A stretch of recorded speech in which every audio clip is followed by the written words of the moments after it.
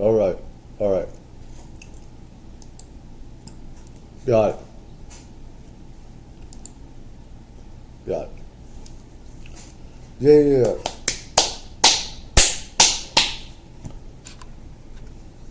All right. Hope everyone's had a good morning, noon, night, wherever you are and stuff. And I've been busy like crazy over trying to get a new place and everything. It's been hell. Bad foot. I have to use the bus, walking, running, and stuff like that. A bad foot.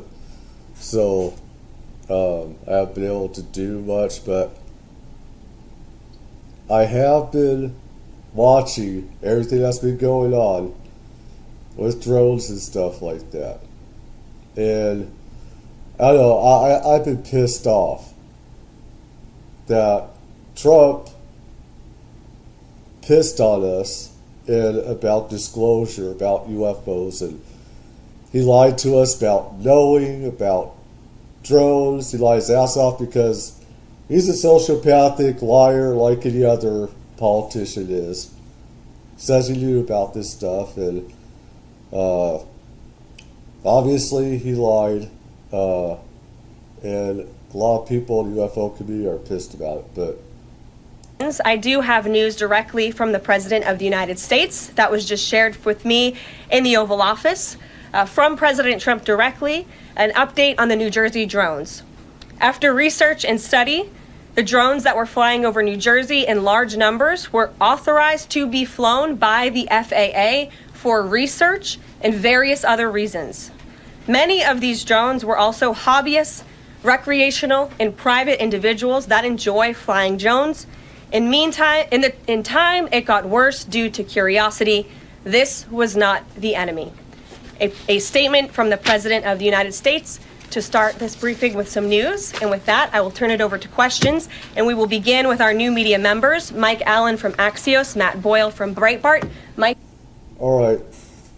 So obviously nobody can trust the Trump administration about putting the truth out about these drones. While I voted for Trump on, stuff going on south of the border stuff like that, there's a lot of stuff I don't like about him either. Okay? I'm not for one political side. I'm not a weapon or a tool. I'm not brainwashed by any stupid political side. So I would call out any side. All politicians have their own agenda. And this goes into why, they're keeping it a secret and everything else. That's because Elon Musk will lose out trillions of dollars on a space race if UFOs were to be declassified and everything else, and the truth is to come out. Free energy, limitless energy. You have no more oil, no more electricity, and stuff like that. It would bankrupt all mainstream energy. It would bankrupt a lot of the biggest world companies that there is. I've talked about this before and everything. So, let's go here. For weeks, videos of mysterious lights in the night sky have been causing chaos, with residents posting them all over social media. It's slowing down. The sightings driving concern. I had a video. Let's see here. I had one.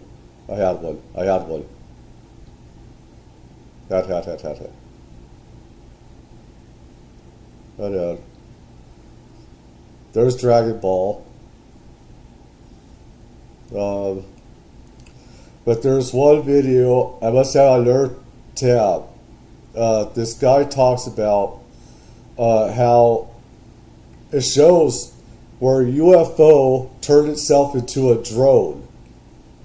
And we have the technology to actually, the U.S. does, and I'm sure China and Russia have it, where they could turn UFOs into drones. And what is happening is a psyop going on. We have a huge psyop, and I gotta say, please leave a like, leave a comment.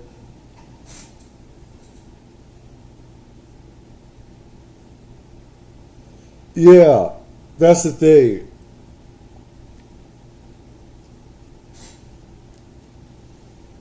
That's the thing, and it's like when you have OPEC, oil producing companies, you have Trump,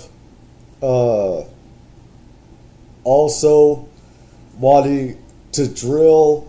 You have steel companies, electric companies, all this stuff that would go and really, they'd go bankrupt if UFOs.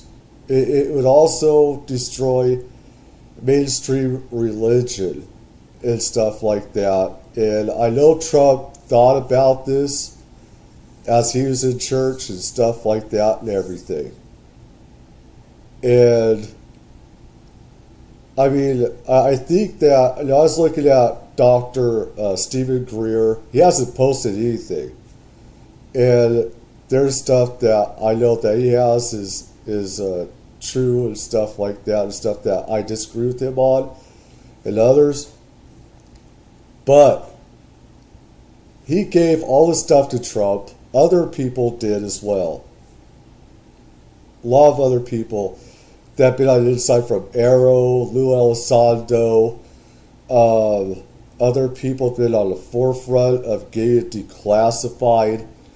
And I said in videos, not NVIDIA. It'd be nice to get one of those cards, NVIDIA. But I digress. Anyways, I said in other videos, I said he probably won't.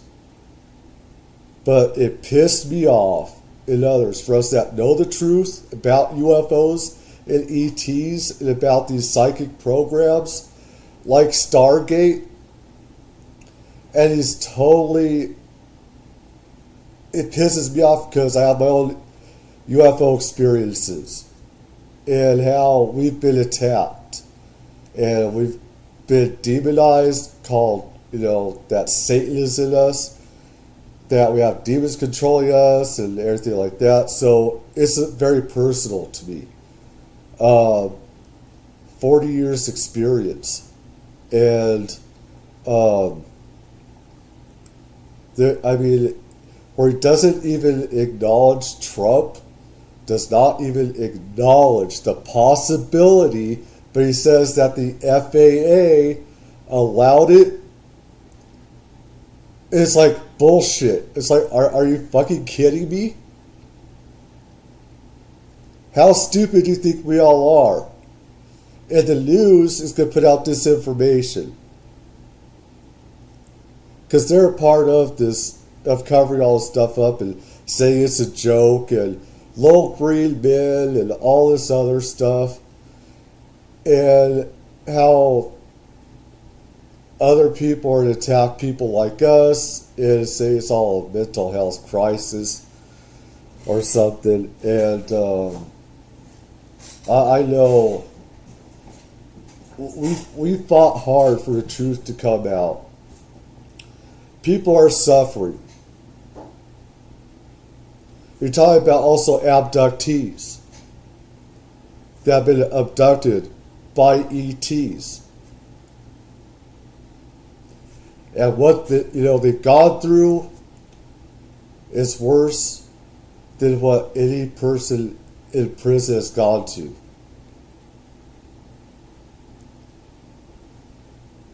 So it pisses me off, and I have not been able, to get any of this done because of trying to find a new place, because where I'm at is really bad.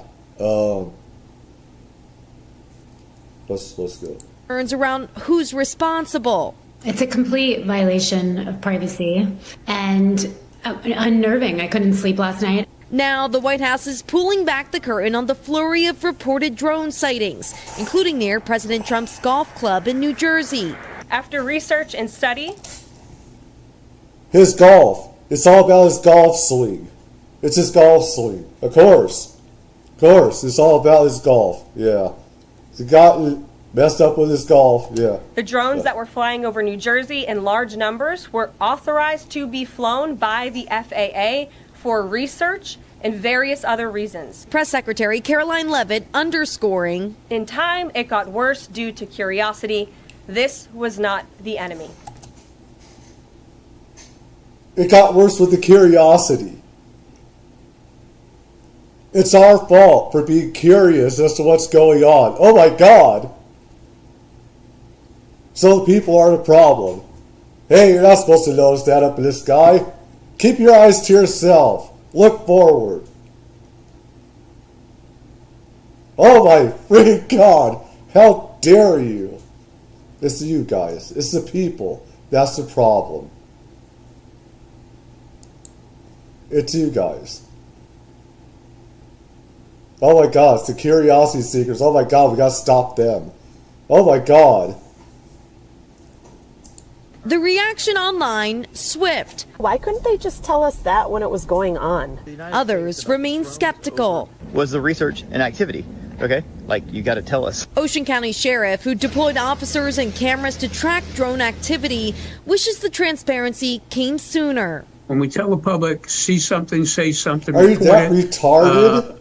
I don't want to lose their partnership. Are you that if retarded? We're not honest and upfront. I'm sorry. I'm sorry. A lot of people don't like to use that word, but people have, called me that when I was a kid and everything. Retarded people are actually smarter than these people are. Okay? They are. They're smarter than these idiots are.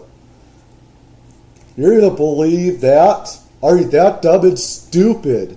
Obviously you are, but...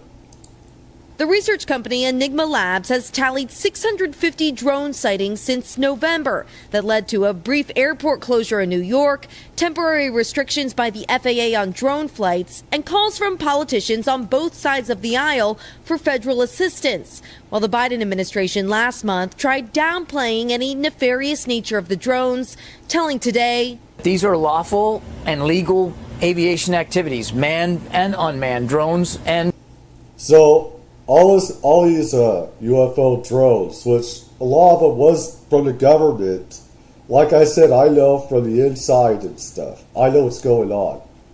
This has been a psyop.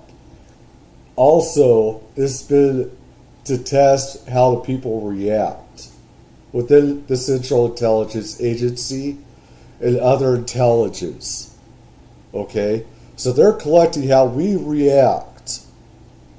It's also a psychological experiment because you guys have done all this stuff before with us, whether it's putting cocaine on the streets, radiation fallout on civilians in America, poisoning, cattle mutilations, all this other stuff. I know what it is. A lot of us do. That know what's going on from secret bases, underground bases, sea launched as well. We know what's going on. And some of them are ETs, some are government, and some are just drones and planes. But I know you're lying off your ass. And it's happening all around the world. It still is. It's being covered up. Or else they're using drones. They're using the word drones instead of UFOs, UAP. How they changed it. It's all psychological. And disinformation, as he said. And that's how the CIA and however, FBI and law enforcement will spin it. The news will spin it, and they'll lie to the people because they have been. civil aviation aircraft or commercial aircraft. Now, with the newest update in the new year, the saga around suspicious drone activity appears to be grounded. New Jersey's. It is still going on. Do you see what's going on here? How everyone just is still going on. Governor posting overnight he's glad there was no known threat to the public. The FAA has not commented, deferring questions to the White House. No word on. There's no threat to the public, but they were on military installations. They're at airports. They had to stop airport traffic. And we know that these UFOs can disguise themselves as drones, whether it's ours or another country's or if it's extraterrestrial. It's the perfect kind of psyop also where they make new laws against civilian use of drones. This is all very convenient. This is very much planned. It's a clandestine operation in a lot of ways. And saying that it's the public that's the threat. Never mind the airplane that ran into one of these objects. But let me see. George Knapp, let me see. All right, mystery solved. Those unknown drones that have been. George Knapp is an OG from Las Vegas. He's covered UFOs even before Rob Lazar about that stuff, and he's the first one to break stuff about Rob Lazar from Area 51 S4. I knew people that worked in and around Area 51. My father also worked, at secret sites as well. So this is how I knew about it, and I have my own UFO experiences. I still do sometimes. I have some video myself, pretty crappy, but buzzing around for months, baffling the public, the FBI, and the military. They weren't a mystery to the FAA. The White House revealed this week the FAA had authorized flights of so-called research drones in and around New Jersey. But the explanation... I'm sure the FAA... Now remember, let's look. This has stopped traffic at military installations around the U.S. This happened around the world. China, Russia, stuff out in Brazil, South America, the other places. And so, I forgot my train of thought. So, the FAA, without telling the military, they forgot to tell the military. They forgot to tell air traffic control at the airports. Do you know how stupid you look? You guys all look. They're saying, oh my God, the FAA allowed it. And nobody was told. Do you not see how stupid you guys are in putting out this without questioning the government? I don't know, we still have some to see here. It has raised a whole new set of questions. Chief Investigator George Knapp is here Georgie, baby! To ask a few of them. George. Well, the first question that could have been asked by the White House press corps would start with two words. What the... The second question would be, was the entire leadership of the FAA off on a 2-month spelunking retreat deep inside the bowels of the earth and thus didn't know about these mystery drone swarms? I mean, FAA, what's the deal?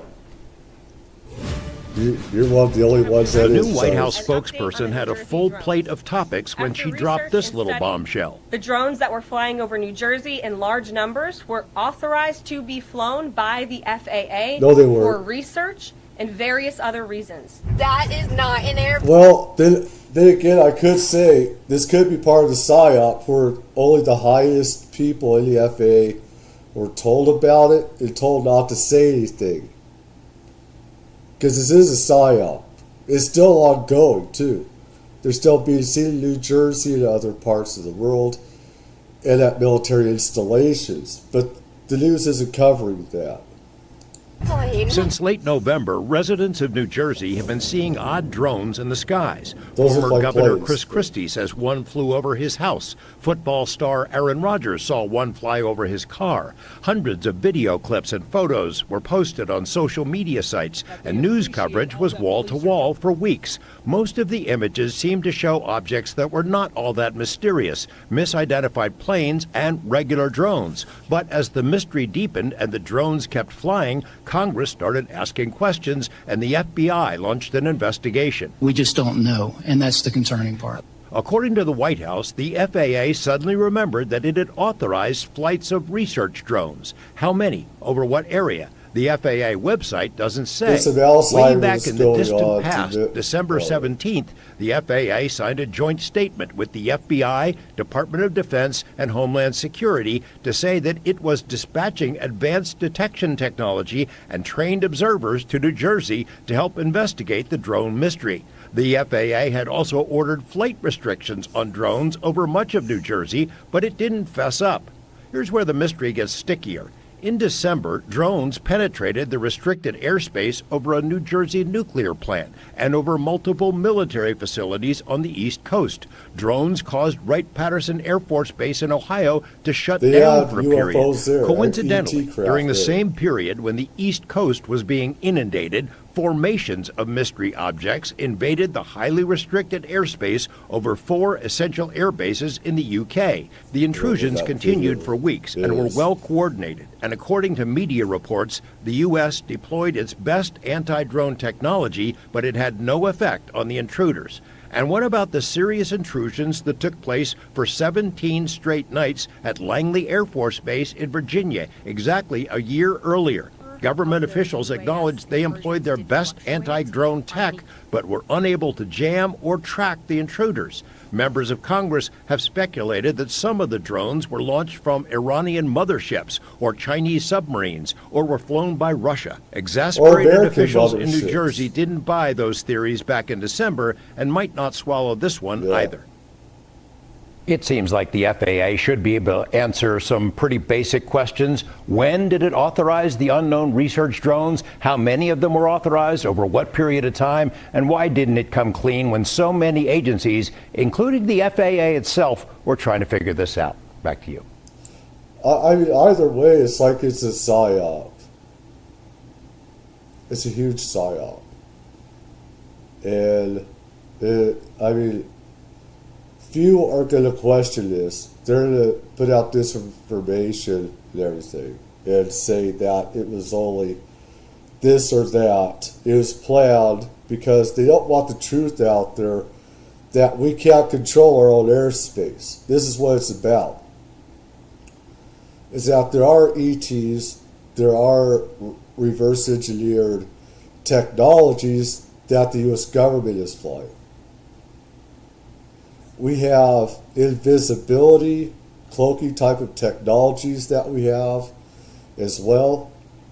And we have technology that can make objects be UFOs, and then they can change into drones. It's psychological warfare that you do on the enemy. It's how warfare works. Make them think assert that something else when in fact it is something else.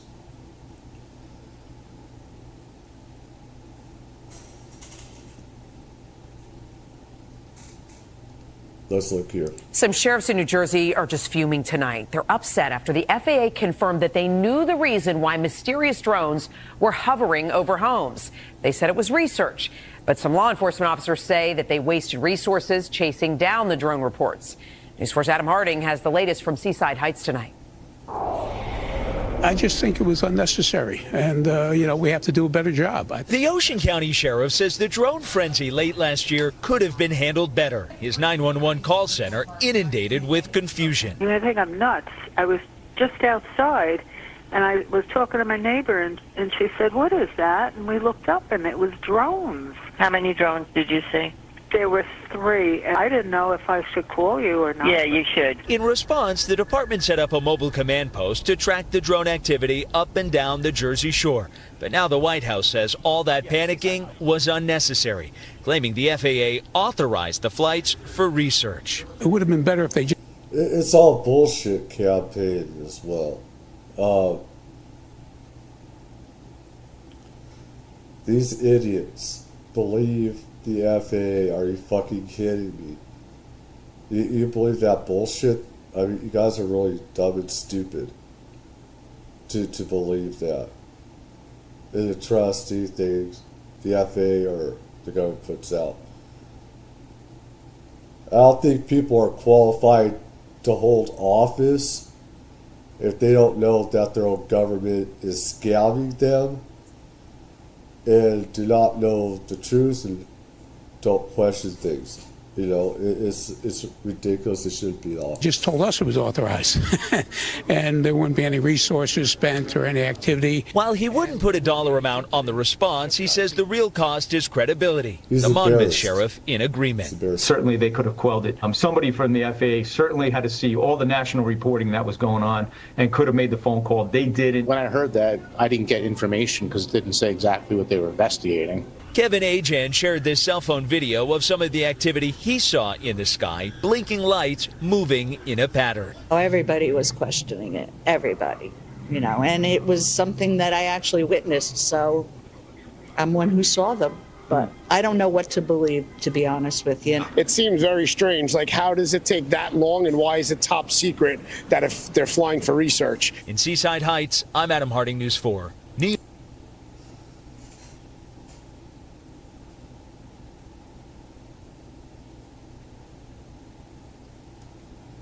Let's see here.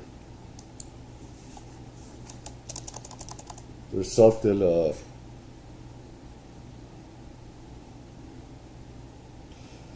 this whistleblower at worked at Area 51, he's talking about, I have to be careful because of copyright as well. He knows freedom of the press. Let me see. Let's see. Or if it's on here or Twitter.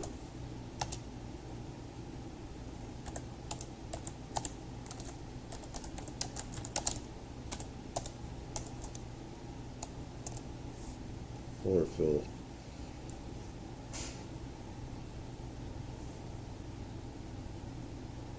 There's one more. Where is it though?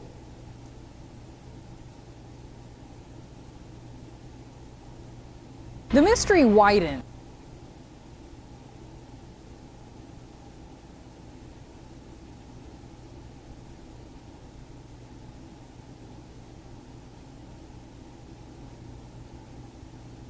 Those are not all drones either. That idiot. Lawmakers got a private security. He's part of the cover-up. That piece of shit guy is part of the cover-up. It must be on Twitter. Let's see here.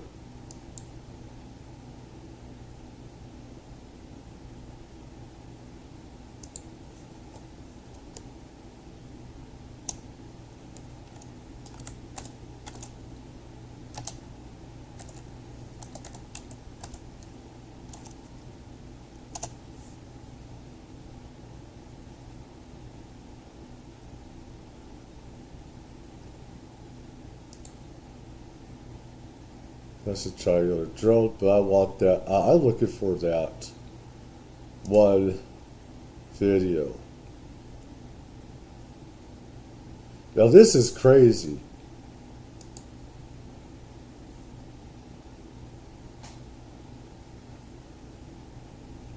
That's not something that a drone, it could be, I'm not saying it's a UFO, but could be government. I wish I could. There we go.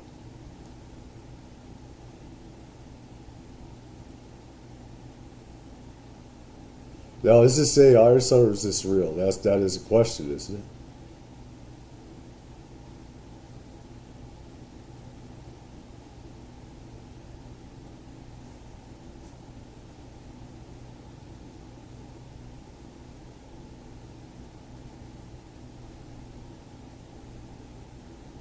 That's something.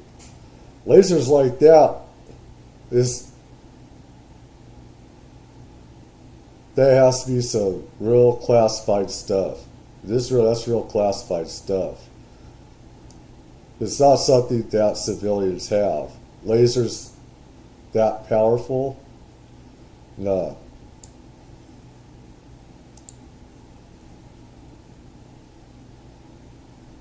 That's crazy. Here it is.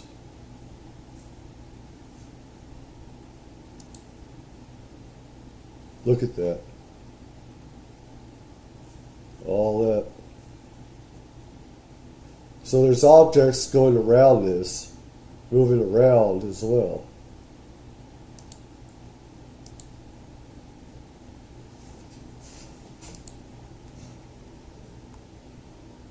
Oh wait, are those just stars? Okay. I thought it was objects coming out there. Okay. It also looked like an object came out right out of that thing, but maybe, maybe not.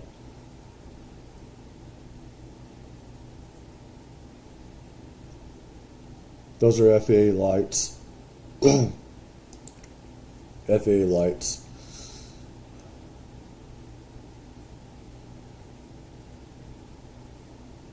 The leg. And this is something right here that they caught. Whoops. Now these are things that are not drones.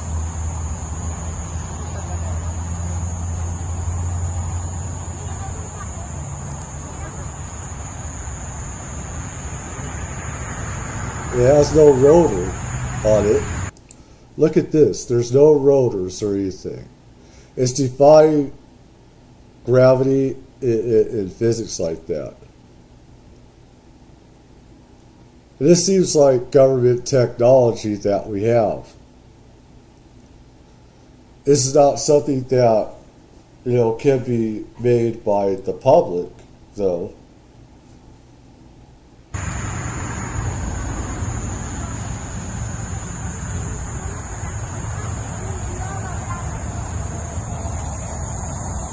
Is this real?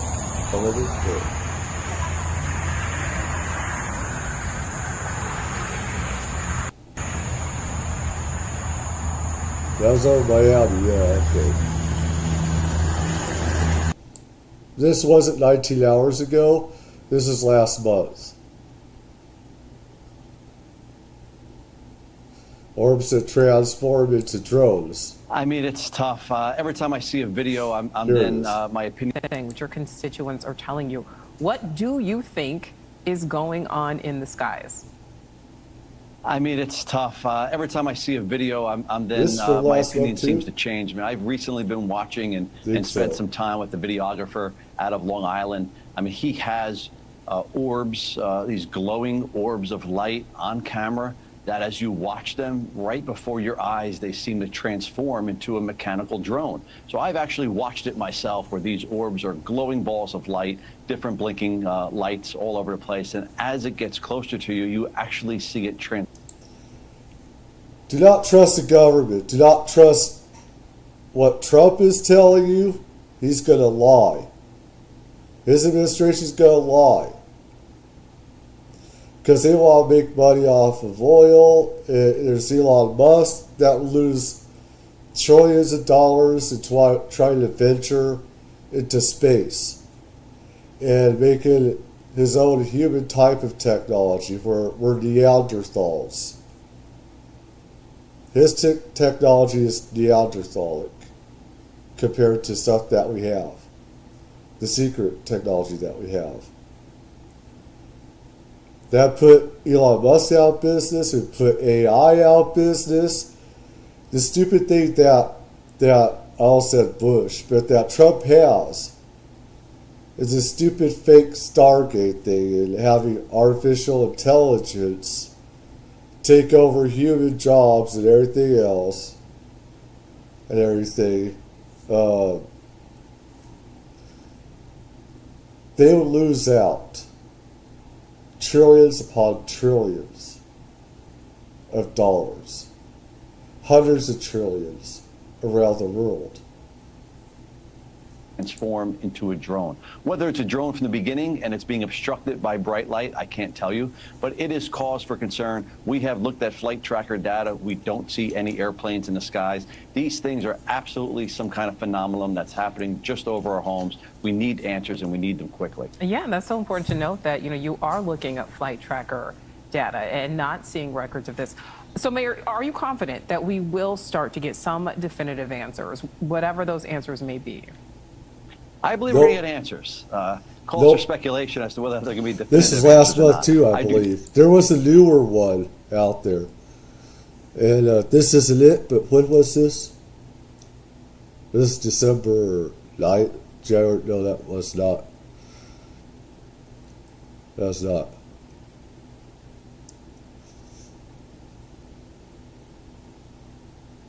That's a helicopter, of course. That's a helicopter, not a drone. Let's see here. They think it's a drone. Yeah, that's a helicopter. Yeah, it looks like a medical helicopter, actually. Why do you say it's a drone when it's not? You're not helping us.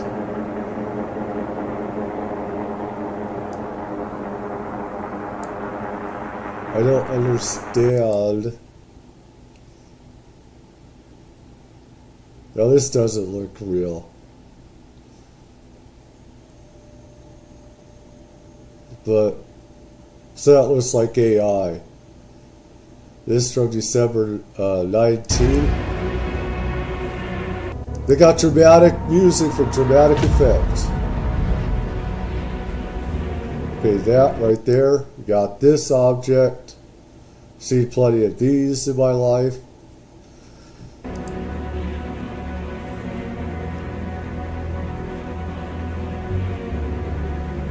Pulsating.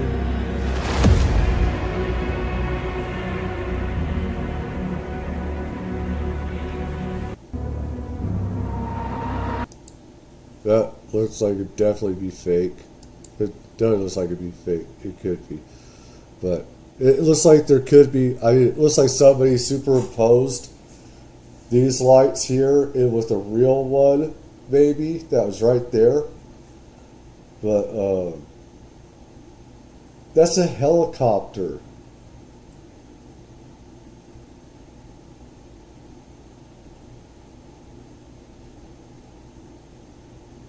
Why do you say it doesn't even look like a UFO drone that morphs into?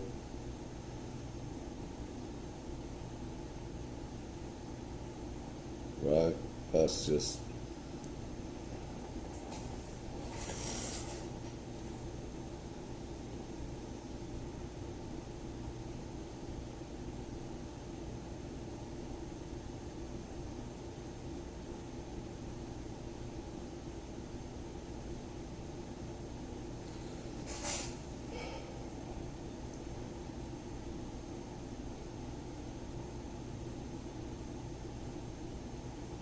Let's just put a bunch of whales in child toys together.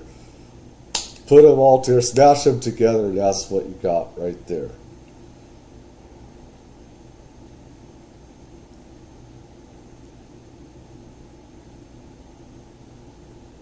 Oh my God. Now let's go here. Oh, I want there's something here. Now, what? I want to see the whole thing before I comment. Say something.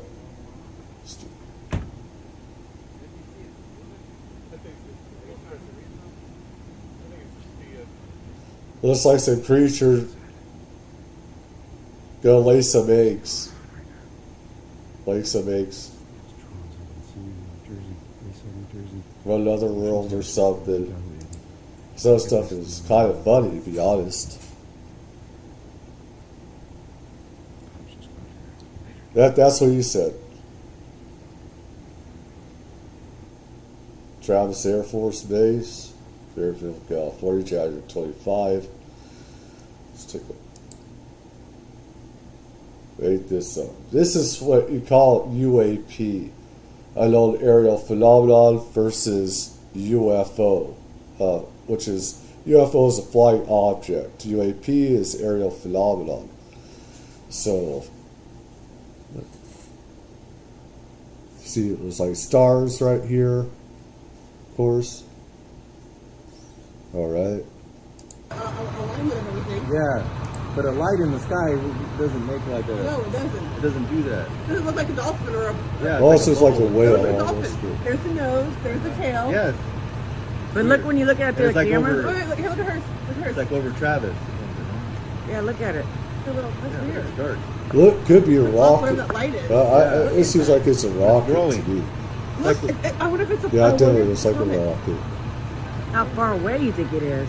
I don't know, because look, It it's definitely going looks pretty like a fast. rocket. Look at her picture. Oh shit! Sorry, I lost it. There it goes. There's a comet. Yeah, it looks like it's probably a rocket.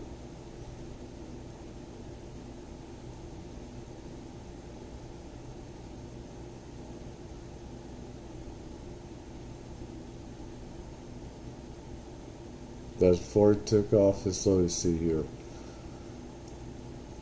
Now these, I know these exist. A lot of these are under infrared or whatever. So it's obviously this wasn't used to that, but thermal. I mean, these have been around for thousands and thousands of years at least. I want to hear it. Is anybody saying something? I mean, this stuff used to exist in art back in the ages and stuff like that. And people think that these are like demonic creatures and stuff like that back in medieval times or something. Rightfully so. Orb right there. There's a Biggerfoot? forest. Oh, that's a UFO.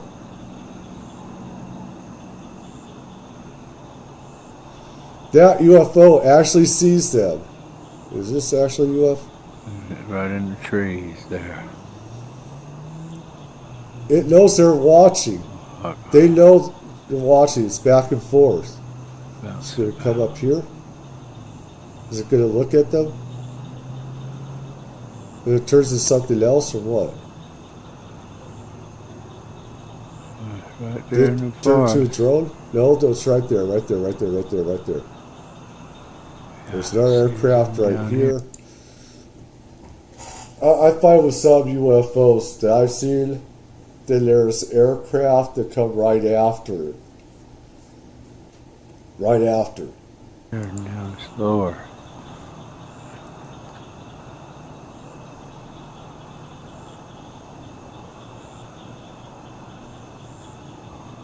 You see the trees, that's the sky there.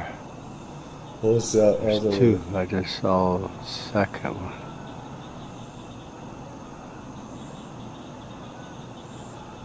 That UFO, I mean, they know that you're watching. And they're watching you, you're watching them. Those are ones that I get bad feelings, bad psychic feeling about a lot.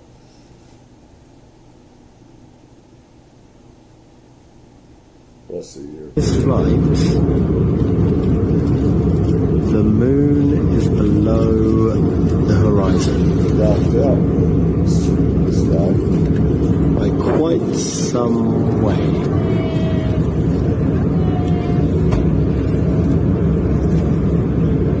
Moon. Horizon.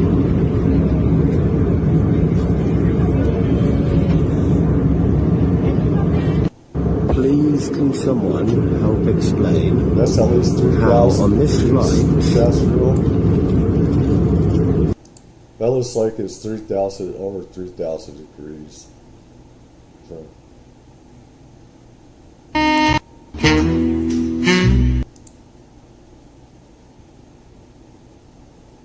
We need more entertainment like that, squirrel. Something happened to its back.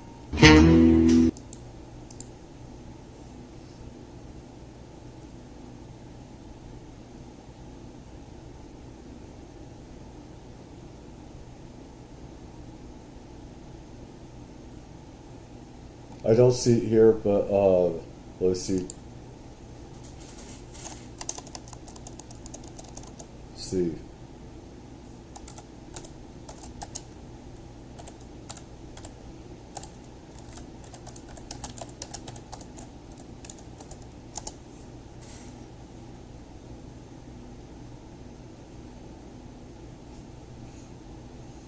Yeah, you don't want to do that.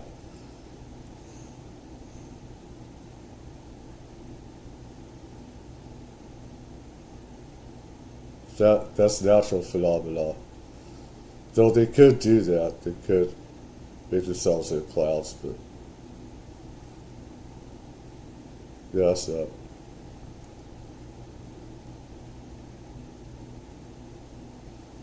It's not angels, dude. They're not angels. Stop being stupid like that. Yeah, some of them are, yeah.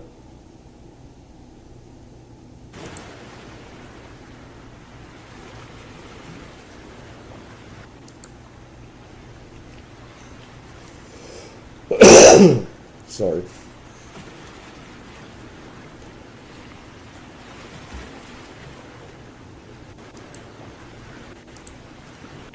See a few of those.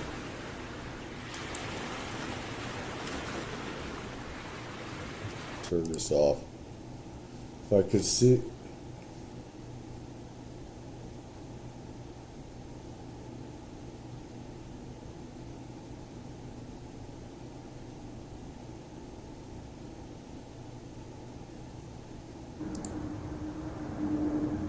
It looks like a plane. Looks like a plane.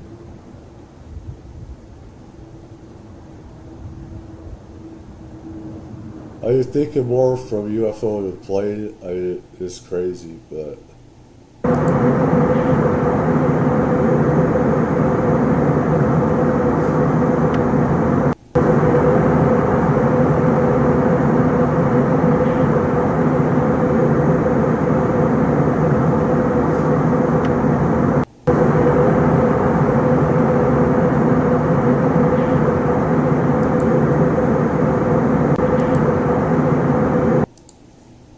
Alright. Where am I? I'm right here.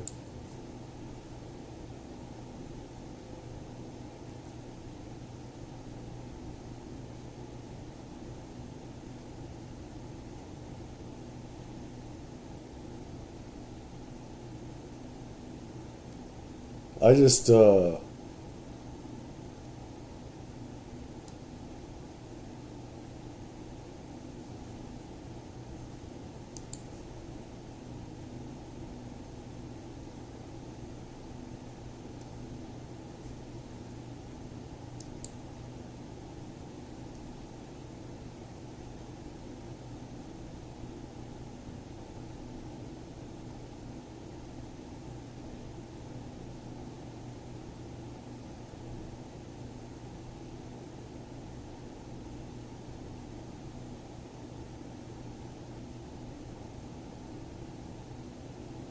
going over everything here. I have to look up that other video. But let's see. Here's this.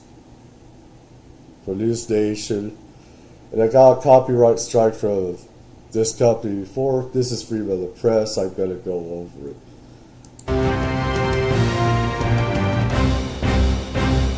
Hello. This is from News Nation. Give a like. This is where they're at. So. And welcome to Reality Check. I'm your host, Yes. Ross Coulthard. Well, what a week. I can hardly believe the pace of developments.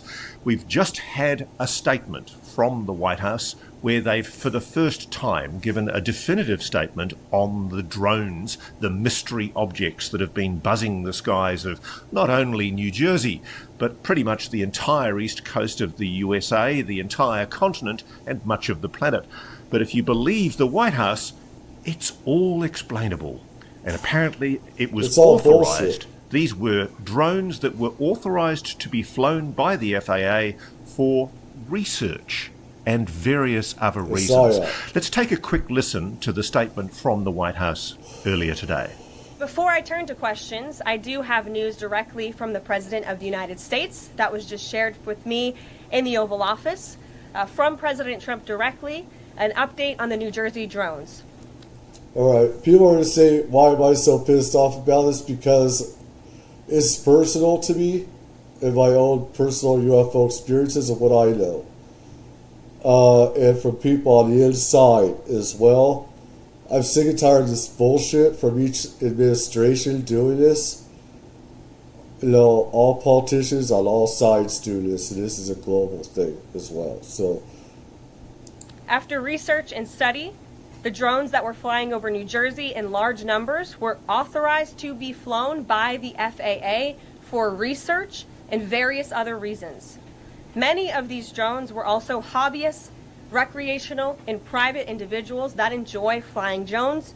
In time, it got worse due to curiosity. This was not the enemy. You are the enemy. You are the enemy. You are the enemy. Put out disinformation. You are the enemy. A statement from the President of the United States to start this briefing with some news. Okay, you've heard that statement from the White House. I now want to give you the opportunity to rehear what was said by the Defense Department back in December. There are two statements that were made by the Defense Department on both the 11th and the 17th of December. So here we go. Thanks, General Ryder. So back to the drones. Can you unequivocally say that none of the drones that are being spotted are DoD assets or something that's being tested within the Defense Department? Are all of these either civilian or otherwise, but just not Department of Defense drones? You're talking about the drones in New Jersey up and down the... Yes, they are not DoD assets. None of them are? Yes, to my knowledge, none of them are. Yes, so they are. Yes, okay. they are. And are yes, there any sort are. of experimental programs going on where maybe drones are being tested that... To my knowledge, no. Okay. What about the ones that are... Look at yourself. Look at the body language. You're lying out of your ass. You're lying. Your body language. Your body language says otherwise too. You're lying. They're flying over military bases at this point. Have there been any possibilities of collecting what sort of information these drones are doing or anything like that? Yeah, again, just to kind of put this into context, and I know that our colleagues at the White House, FAA, DHS, FBI have all made this point. So over 1 million drones registered in the United States, and on any given day, approximately 8,500 drones are, in flight. And so the vast majority of these drones are going to probably be recreational or hobbyist. They're going to be commercial drones, used in things like architecture, engineering, farming, or they could be used for law enforcement. Is it possible that some of those drones could be up to malign activity? It's entirely possible, but the vast majority, that is not, the case. And in the case of drones flying near or over U.S. military installations, that in and of itself, just given the volume of drone flights we see on a given day, is not something that's new. We take all of those seriously. We will UFOs, typically, when we detect them, attempt to classify them and take appropriate measures. Is it possible that some of those are surveilling? Absolutely. But can you make that assumption in every case? Not necessarily. So in each case, commanders have the authority, installation commanders and authorities have the authority to respond appropriately, and will continue to do that. You rule out that these are American drones or U.S. military drones? These are not U.S. military drones. Again, this is being investigated by local law enforcement. What our initial assessment here is that these are not drones or activities coming from a foreign entity or adversary. It's a world Representative Jeff government Van Drew, thing. who is a Republican from New Jersey, was just on It's a the air world saying that government thing. Iran launched a mothership probably about a month ago that contains these drones, and that mothership is off the east coast of the United States. Is there any truth to that? There is not any truth to that. There is no Iranian ship off the coast of the United States, and there's no so-called mothership launching drones towards the United States. Now, in my book, it's absolutely clear that the statements made by the Pentagon in December categorically contradict what has been said today by the White House. There's an old saying in my line of work that the cover-up is often worse than the actual conspiracy. And in this case, you really have to question what on earth is going on. I've been talking to people in New Jersey, Go suck New on a York, sucker. Long Island for a Right. long time now, and whatever these visitors are, they've been around since Thanksgiving and Christmas, and they're the guests that never left. I'd like to now bring in the mayor of Belleville Township in New Jersey, Mayor Michael Mellom. So, Mr. Mayor, you've seen those quotes from the White House and then the Pentagon. They do appear to contradict each other. What's your take on what's going on, and what's your view on the drones crisis? I mean, it's disappointing. You know, here on the ground as mayors, there are 500. And by the way, Carly, if you ever laugh at this, you're getting no more money, okay? You can laugh at me somewhere else whenever you want, okay? That's for somewhere else. Or you other ladies that watch this later on. That's going to cost you 10 cents to make fun of me, by the way.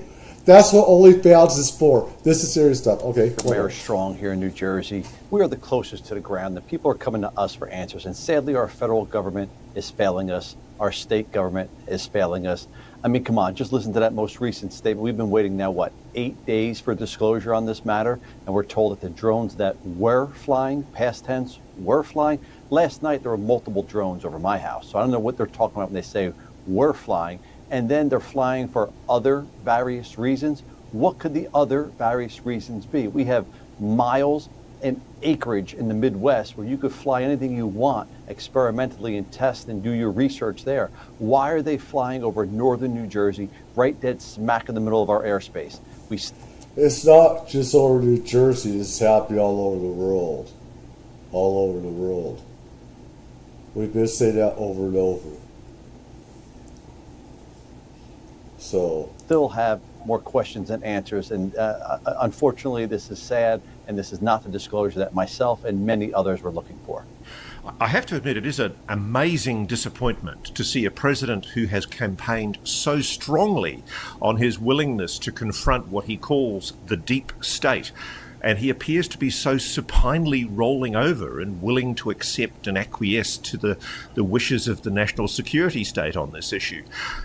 Frankly, I'll say it, I don't think the explanation from the White House washes. It contradicts categorical denials from the Pentagon that these were any kind of Defense Department or military drone, or indeed any kind of experimental research. If in fact in December the Defense Department was telling the truth, the implication is that the Defense Department itself was being misled. Can you think of any explanation that fits into the account given now by the White House that these were authorized? I should say, sometimes I do make jokes about some stuff that I do on this stuff, serious stuff. I do like to make funny about some of this as well. So expect that, because I don't like to get too pissed off and just be angry about everything. So I just make up these jokes and stuff, and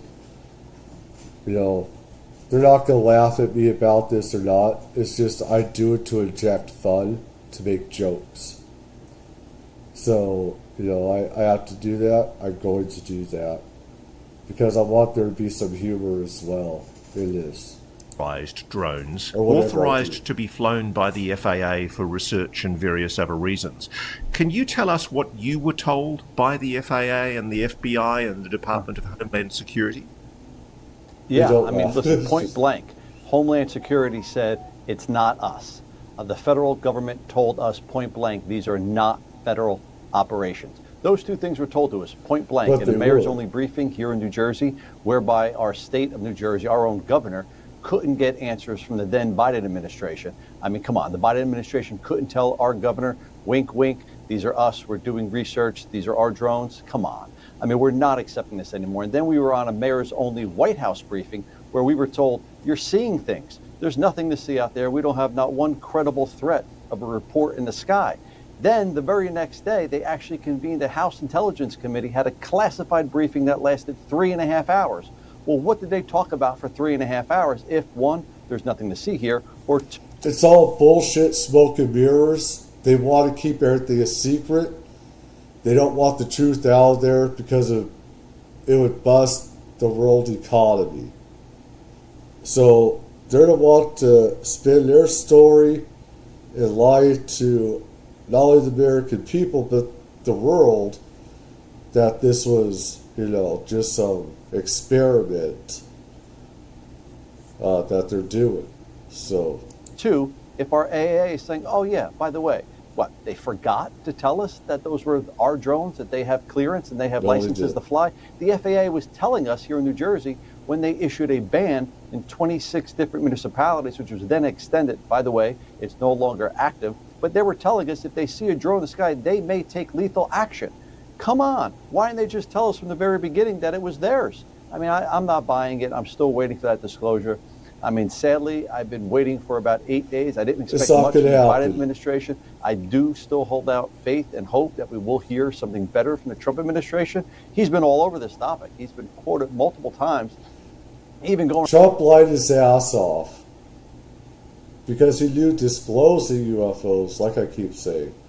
I hate to keep saying it, but it would put his world order, it would destroy it. Everything that he wants if he disclosed the truth. And it should destroy a lot of his agenda on oil and all this other stuff and everything. On AI, I want that destroyed. Because what we could do with psychic, psychometry, healing ourselves, being able to heal and our stuff, and can blow AI out of the water with what we could do. On the record as to say, oh, the government knows who they are, the president knows who they are. Now, 8-9 days into his administration, we're being told. I mean, really, it actually sounds like a cover story to cover the fact they didn't have a cover story. It's a cover-up. I think that's the thing that's most concerning, is the possibility that the government is genuinely flummoxed, which frankly is what I've been being told by my sources. I've been being told by people in the FBI, the FAA, and the DHS, and the Defense Department that nobody has any idea what these objects are, and indeed it has been reported in the media, I think last week, that the FBI had admitted that they were not able to trace the source of these drones, and nor were they able to find out who was responsible for them. Now we have this totally contradictory statement from the White House, which appears to be an effort to shut this whole issue down. Now, sir, we do live in a different era from the 1940s where governments could explain things away as weather balloons. Do you think the people of New Jersey will buy this White House explanation? A lot of people are dumb and stupid. I can tell you that this mayor is not buying it. And I can tell you there's a bunch of other local elected officials that are not buying it. But you're onto something. You know, we do live in a sad reality of people's attention spans are only a few minutes long. I mean, a month ago, people were all over this. A couple of weeks ago, when this got brought back to the surface by people like me and others going. People have convenient Alzheimer's disease, where, you know, they only have attention span of a few minutes, like you said, and then it's on to the next thing that gets a person high. Whatever gets them high, after they're going to go after that. This is a little high thing. This is still going on, but it's being covered up. All the stuff, all the UFO stuff, UAP stuff that's been happening is being covered up now. It's not being reported. That's the problem. Going on social media and keep ringing that alarm. people were still interested. I have to say, it's waning. People are less concerned and less curious, and potentially that's potentially this is a whole experiment to find out how long people's attention spans are going to be. And I think they're finding out that, sadly, people are no longer asking questions. Thankfully, I have a pulpit, and thankfully I have a mechanism in a media format to be able to ask those questions and hopefully demand some answers. But you're right, we are getting competing information. I mean, the federal government initially was telling us nothing to see here. Then you had one congressperson saying that it was an Iranian mothership off the coast of our shore. Then you had another, China, I think it was the chairman of the Foreign Affairs Committee, say it was China. So all this competing information, I mean, all it does is fuel conspiracy theories. So truth and transparency is going to tell the truth. We're waiting for that. I'm hoping, and I'm still crossing my fingers, we're going to get some disclosure. We deserve more answers. Drones were flying over my house last night. That's unacceptable here in northern New Jersey. Now, just one thing I want to remind the public about is that in mid-December, when this was all in full blossom, when everybody was getting very wound up about these drones, there was a statement issued by the FAA, the DHS, the Department of Defense, and the FBI, where they made a categorical statement that these were simple misidentifications of known aircraft, and that in fact there was no suggestion in that statement that there was any kind of authorised drone flyover authorised by the FAA. Do you agree that that statement appears to directly contradict what the White House has said today? Absolutely. There's no doubt about that. I mean, why do a temporary ban over 20-something municipalities here if you know exactly what's going on? And why not just say it? I mean, the fact they're telling us they were flying and various other reasons. I mean, I've been saying for a long time, we're no longer questioning who's doing it. I had believed that these were government assets from the very beginning. Unfortunately, we don't know why. Why are they flying over urban spaces like here in northern New Jersey, densely populated areas? We have plenty of places they can do training exercise, plenty of places they can do research. What is it they're looking, or dare I say, sniffing for? The other concern is that there have been military bases closed down, not just over New Jersey, but across the continental United States. The Picatinny Arsenal over New Jersey, there were so many overflights over there that the commander confirmed that there were 11 illegal incursions that were directly over the base. By any definition, they were gross incursions that posed a national security threat. Does the assurance now from the White House that these were authorised drones put your concerns to rest, sir? I know they don't, but I just want to hear it from you.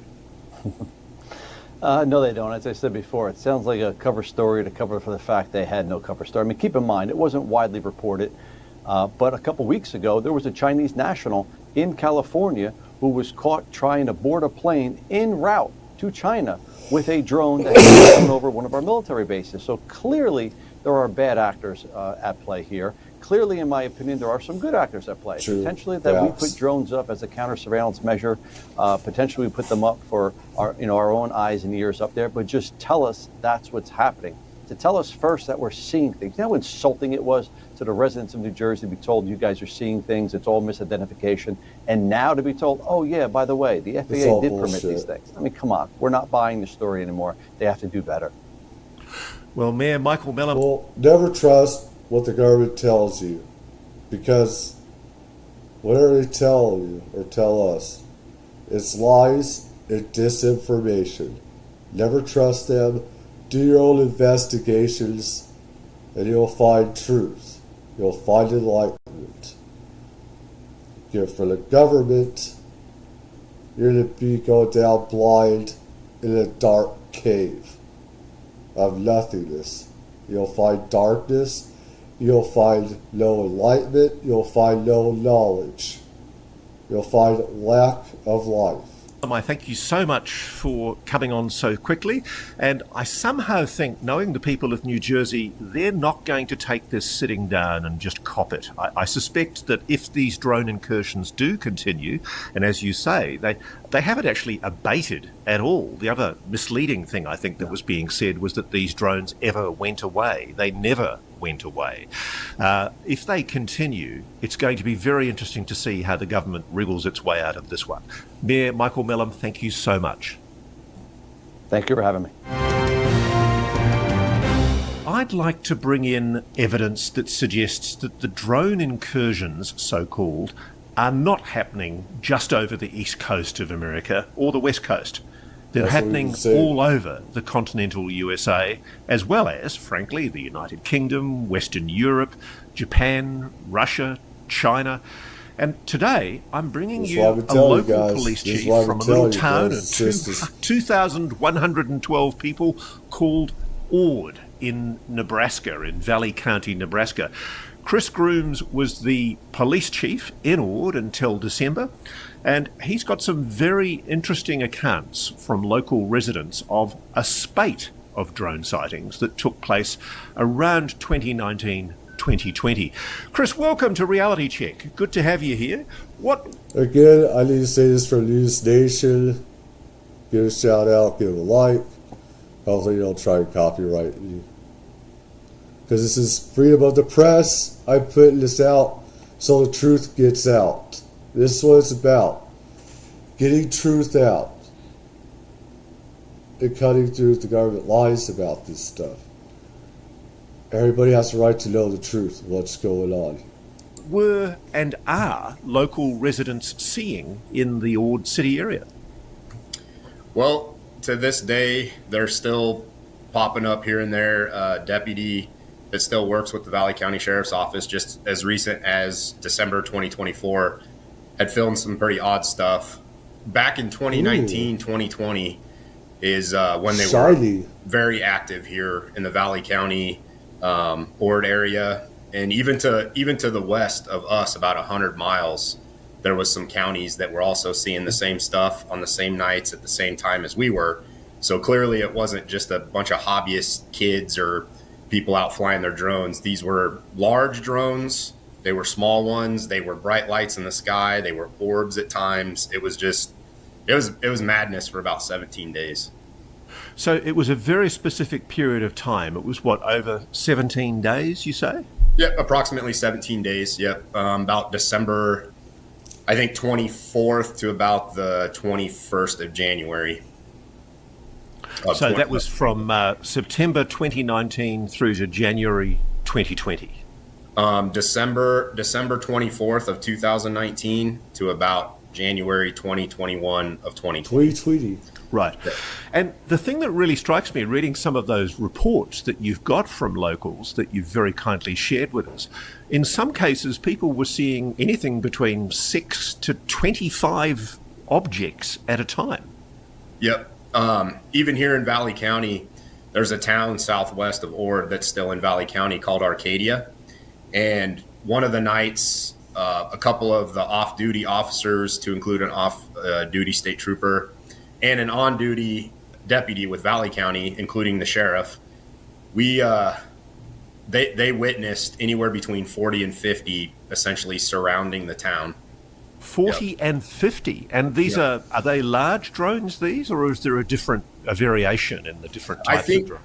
I think mostly that night they were. I think we need to stop the BS and say that these are drones. You're not helping. When you say that these are drones, you're not getting out the truth that these are UFO objects. Unidentified flying objects. You call it drones.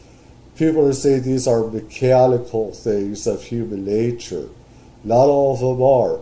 So you're not helping with that. You're not. It's like you're putting out the disinformation. Let's be clear. We have technology, and so do ETs, where we can have UFOs, and they can change into mechanical drones, human-made looking drones. It's all about deceiving the people, deceiving the potential enemy. It's all psychological warfare that we've been doing for decades. If you can confuse the enemy on a battlefield and deceive them into thinking that's something else that's not as powerful of an enemy force as it really is, that's nothing to be threatened by, you have won the war with that psychological element. And this is why we do that. And this is why ETs do that as well, though they don't need to. More of a smaller version. But some nights they were very large. Some of the larger ones seemed to hang out by themselves. But then in a different location, maybe 20 miles away, 15 miles away, there'd be some smaller ones. But that night there was 40 to 50 that were counted by the sheriff, the deputy, an off-duty deputy, and the state trooper. Now, as I recall it, Chris, way back in around about 2014, 2015, there was a huge spate of sightings of alleged drones over the Midwest, over Nebraska, Dakota, North and South Dakota, and it was never explained. It went right across to Colorado. And there was a series of sightings by police, the FBI were involved, local TV got video of it, and there were never any answers. Is it possible, I'm just devil's advocating here and searching for an answer, is it possible that because locals knew about those earlier sightings, these people are misguided, that they're misdirecting themselves, that they're looking at prosaic objects like aircraft or objects like stars or satellites and misidentifying them? You know, sometimes we're very suggestible as humans.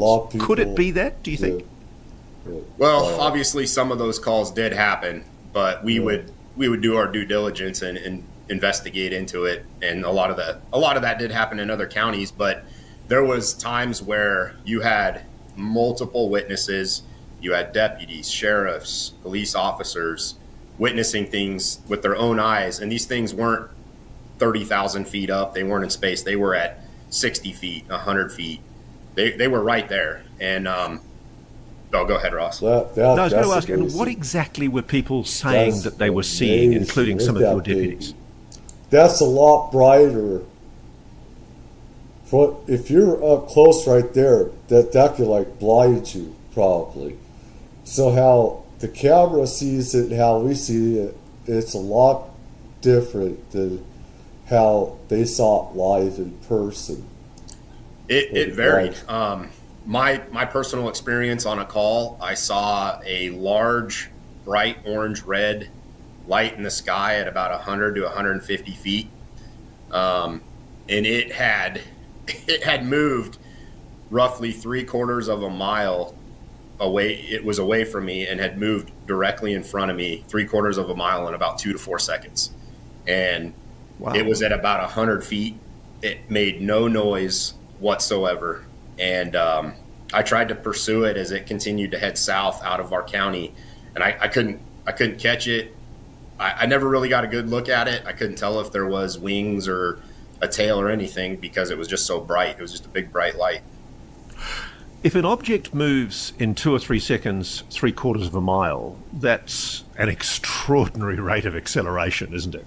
Yeah, so I talked to some pretty intelligent people with the UAP Disclosure Fund. Some super awesome, intelligent guys. And they've pretty much estimated that this thing could have been moving anywhere between 350 to 750 miles an hour, if not even faster.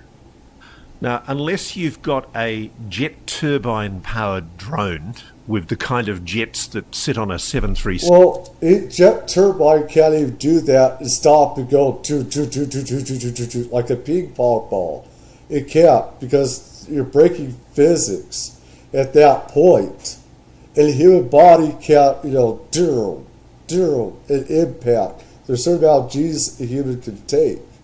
It depends, but no, you do that, you're hitting a fucking wall. It's like hitting a concrete fucking wall. Let's be real about this. 7 or a 747, there is absolutely no way a conventional drone can move that fast, is there? Not in my experience, and I spent 11 years almost active duty in the military around jets, helicopters, C-130s, C-17s, Predator drones, and even when those things are at 20,000 feet flying above you, you can still hear them. And this thing made no noise. The one thing I will add that I found to be a little odd was that it had contrails behind it as it whizzed by me.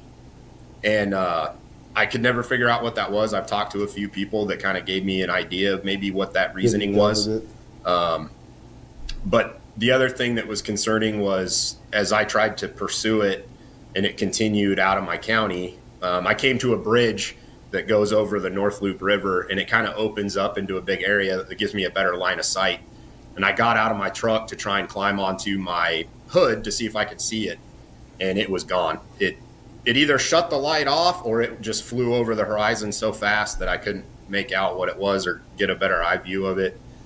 I had a couple people that witnessed it. There was actually some locals that are on the volunteer fire department that come and met me on the bridge, and I pretty much said, please tell me you saw that. And they giggled and said, oh yeah, we saw it. So it was pretty intense. And the other thing about that was the reason I went to that call was there was 11 to 15 smaller drones flying over a smaller town outside of my county. They don't have a very good line. Again, when you make distinction, drones or UFOs or UAP, when you stop calling these drones because that's misinformation, it's getting into the lies that the government is putting out. Stop that. You're not helping. It's just BS. Law enforcement presence there, so I was asked to go help. And people were calling in that these 11 to 15 things in the sky were surrounding the town. So when I went to go that way, that's when this other big giant thing flew just right by me and continued south. And as I continued to go into this small little town, whatever those little ones were, they disappeared when the big one left. What was the shape of the big one? Wow. Did it look like a craft, or did it look more like an orb? Yeah, it looked essentially like an orb, a big bright light in the sky, and it was moving. It was moving so fast. It still blows my mind to this day.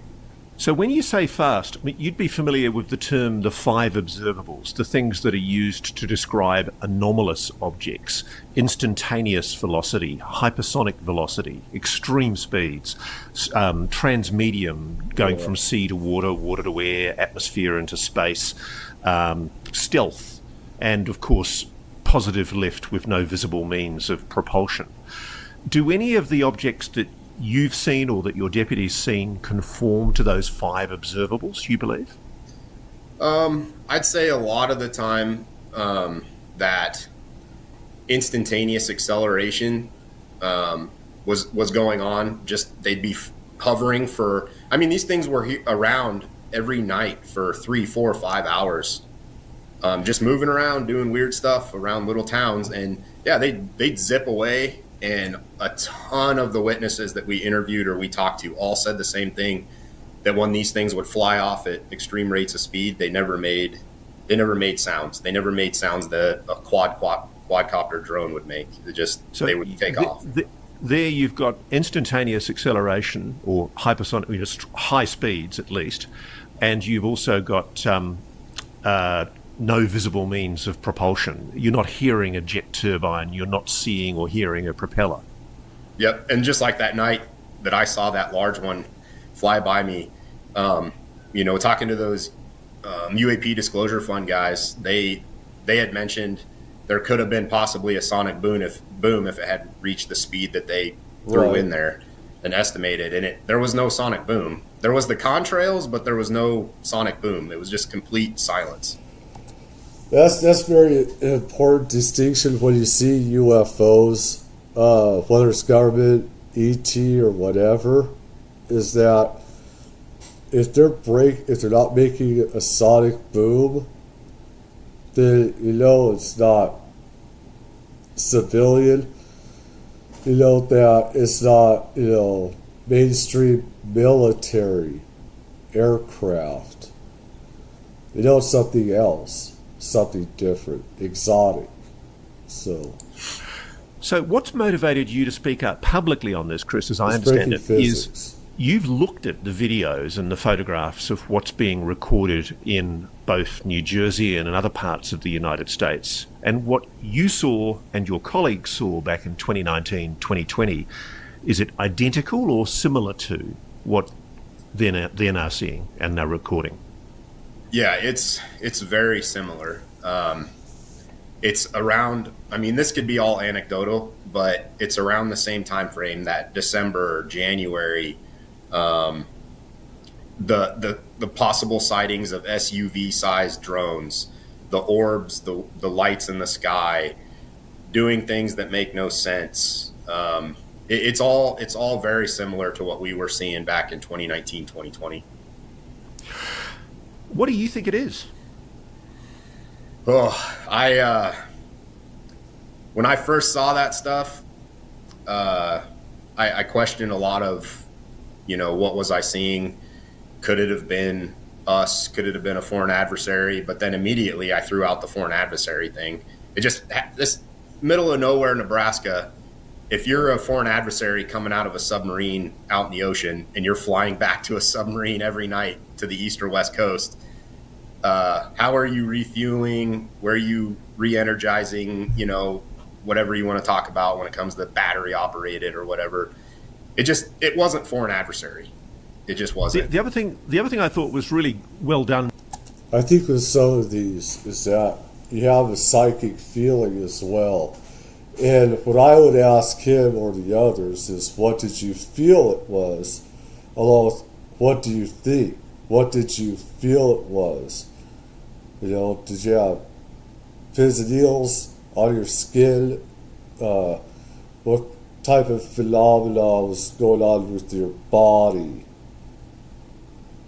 when you saw these craft or whatever, That's something that should be asked. By you and your deputies was a couple of them, when they were making the reports, they made the note that they'd looked on Flight Tracker to see if there were any registered aircraft transmitting on a transponder in the area, and they were able to exclude the possibility that these were known aircraft.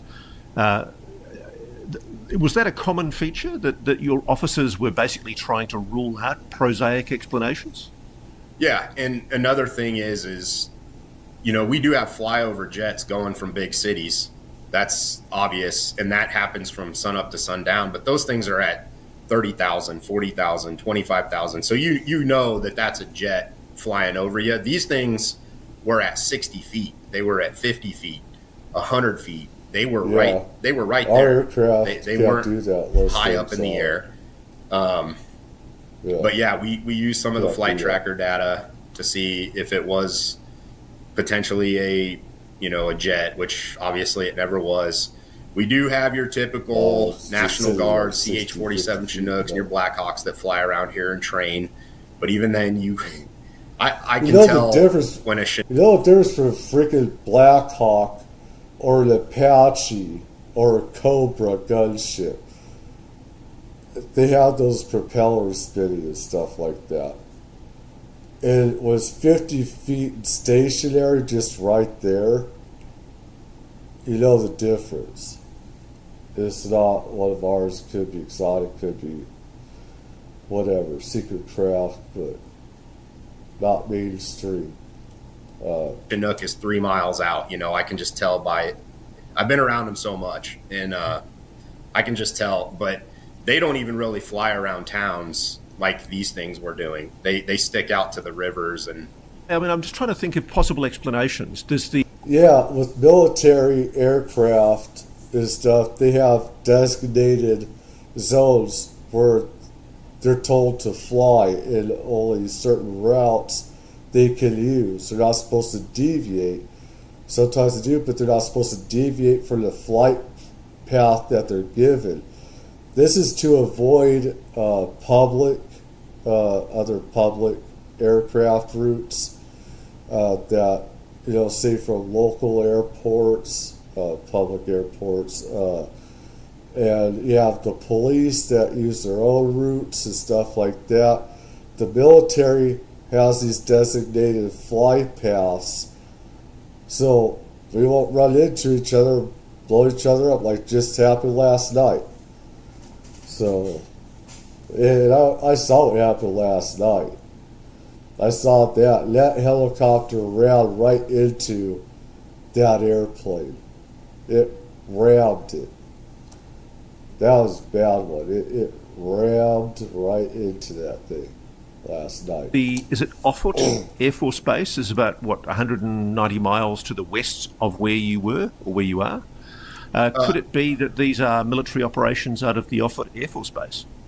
So Offutt, yep. Offutt's about 3.5 hours east of us. They're to the east of Ford. Oh, sorry, east, yeah. Nope, you're fine, yep. They have east, to go higher up and check it They out. do fly up here once in a while with, the F-22s and stuff like that. But people know. That's only the commanders would know about that. Only they would be briefed, if that.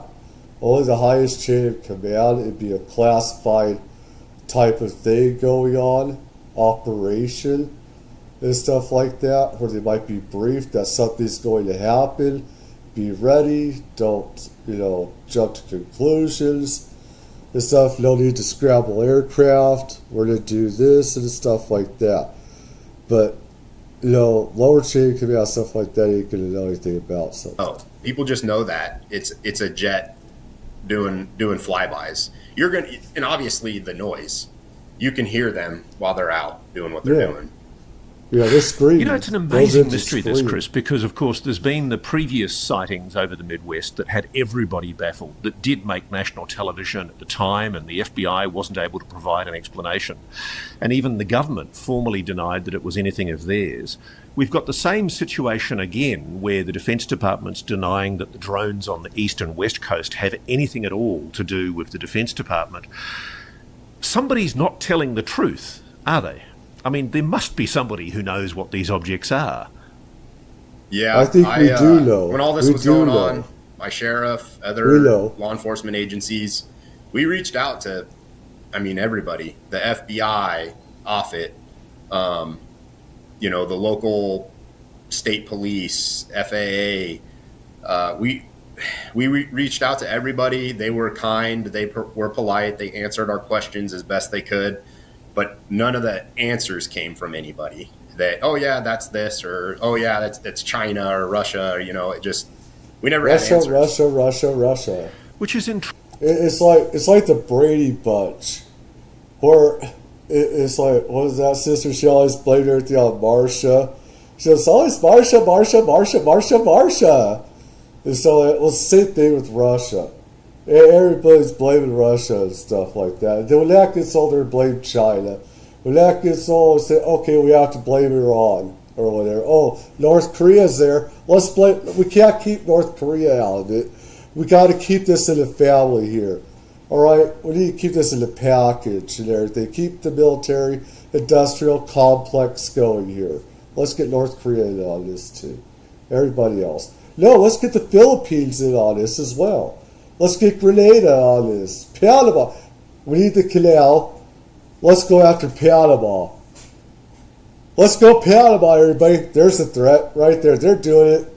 Panama, right there, everybody. Intriguing. Have you had anybody say to you that you're not seeing what... one of the things that's been happening in New Jersey that infuriates the people of New Jersey is they're being told that they're not seeing what they're absolutely adamant they are seeing, and they're sick of being gaslit by government and the relevant agencies.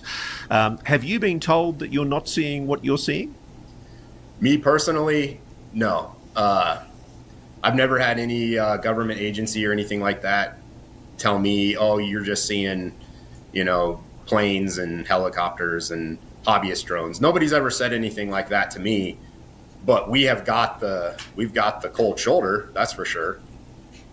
Now, the thing that really puzzles me about this is you've got a major airbase which has previously been the subject of UFO sightings very relatively close to you within a few hours' drive. See, ICBM bases you're a person with extensive military experience. You've worked in the US Army as an infantry squad leader, as in the airborne infantry as a team leader and a squad leader.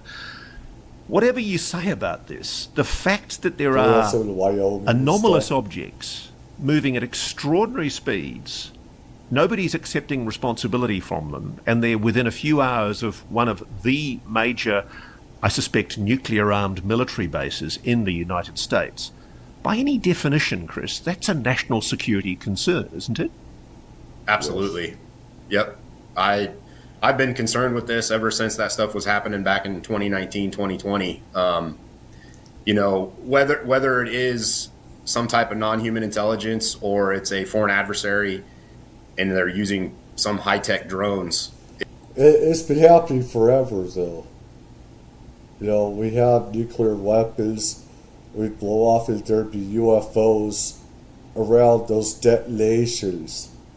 You know, there'd be UFOs right in them, right at the detonations. And they'd be at these nuclear facilities as well. It's something people need to know about and everything. There's even some pictures of these UFOs at detonations. Some have been airbrushed out, but there are some photos of them there. They're out there.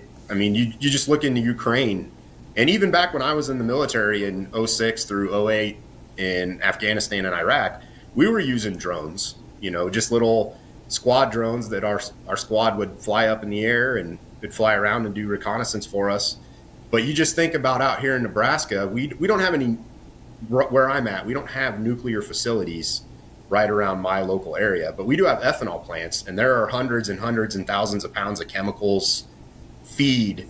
You have, you know, daily trains coming through with coal and picking up feed and stuff like that. If you just took one of these so-called drones and put 15 pounds of C4 on it and flew it into our ethanol plant, you'd have a major disaster. And I'm not trying to scare people or anything like that, but it's obviously something that we in law enforcement think about. Be concerned about. That's what I find bewildering. I mean, we're obviously, the focus very much of this episode is to look at regions other than the ones that have featured prominently in the media, mainly on the East Coast in New Jersey and over New York City, where it's clear these drones have been seen not just in the last few months, but over many years, going back, in some cases, over a decade. And it's an ongoing mystery, and we never get answers. Government never really provides an answer. Do you think there is... I mean, I'm always intrigued by how governments work, and one of the great lessons I've been taught is always assume a screw-up before a conspiracy. Is it possible, you think, that government just doesn't know what these objects are and doesn't want to admit it? I can speculate and say maybe that is the reason that they can't say nothing is they don't know. I'm open to any possibilities at this point. Want to admit I think I just heard that. I could an answer. Do you think there is... I mean, I'm always intrigued by how governments work, and one of the great lessons I've been taught is always assume a screw-up before a conspiracy. Is it possible, you think, that government just doesn't know what these objects are and doesn't want to admit it? They do know. They do. I can speculate and say maybe that is the reason. There definitely are. What the hell am I talking about? They have classified stuff, briefings behind closed doors. That's to keep the truth from the public knowing what's out there. I hate the government. I have no respect for them because they do this, and we have every right to know what's going on and everything. We're in charge of the government. We're supposed to be in charge of the government, not them with us. That part needs to be destroyed. There's no reason for that. Total bullshit. It's not. They're supposed to be accountable to us, the civilians, the people. When we made this country is to be accountable to the people, and we decide who we put in office and vote on and stuff like that. We vote in the people to Congress and our representatives. We did not vote. We did not have any vote on these classified hearings. And not just UFO stuff, but everything else that they have behind closed doors. And they do these classified hearings, behind closed doors on all these bills that are being signed all the time, and they have these, what they call classified stuff. And they have this BS thing where they say it's for our own protection, our own good, the right to know and stuff. It's all BS. It's ridiculous. And that they can't say nothing is they don't know. I'm open to any possibilities at this point, just because of the lackadaisical approach from some of the government agencies. I'm not saying that they're doing it on purpose, because maybe they just don't know. In this case, it looks to me like there's a national security concern, and I'm hearing this from good people like yourself and the police, the FBI, from local government, and indeed from the highest levels of government, and yet nobody seems willing to take control or take charge of it. It's a very curious situation. Chris, thank you so much for joining. Well, let me see, where's this going here? I don't. I use too much of this for copyright and stuff like that, but I'm doing this because everyone has a right to know. I want to just get this out there to everybody as well. And stop worrying about the drones, because it was all authorised by the FAA. And I asked Chris in the wake of that announcement what was his response to that. And he's authorised me to use this statement. Quote, "It's an absolute lie, especially if you date back to Nebraska in 2019-2020, which of course is 4 or 5 years ago. Valley County is roughly 568 square miles. It has a less of a population than 4,500 people. The FAA was not doing research at that time, especially what these so-called drones were doing. They were not hobbyists, not to mention how many counties at one time were reporting the same thing at the same time, with 100 miles between my county, which was Valley County, and Lincoln County. We've been lied to again. I'm not a political guy. I did vote for Trump. At the end of the day, I'm not loyal to a person or a party, especially when they lie to the American people and the world constantly. I'm loyal to the citizens of my country and the Constitution." What an absolute joke, says Chris Grooms. He's obviously very strongly of the view that the current White House statement doesn't explain what he's been seeing and what many people have been seeing, not just in news. Don't ever be a tool. Don't ever be a fool.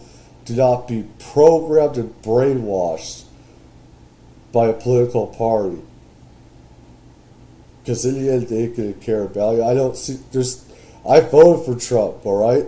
With this, it came down to illegal immigration and them getting free stuff, all the stuff, housing, food, rent for free, and leeching off taxpayers.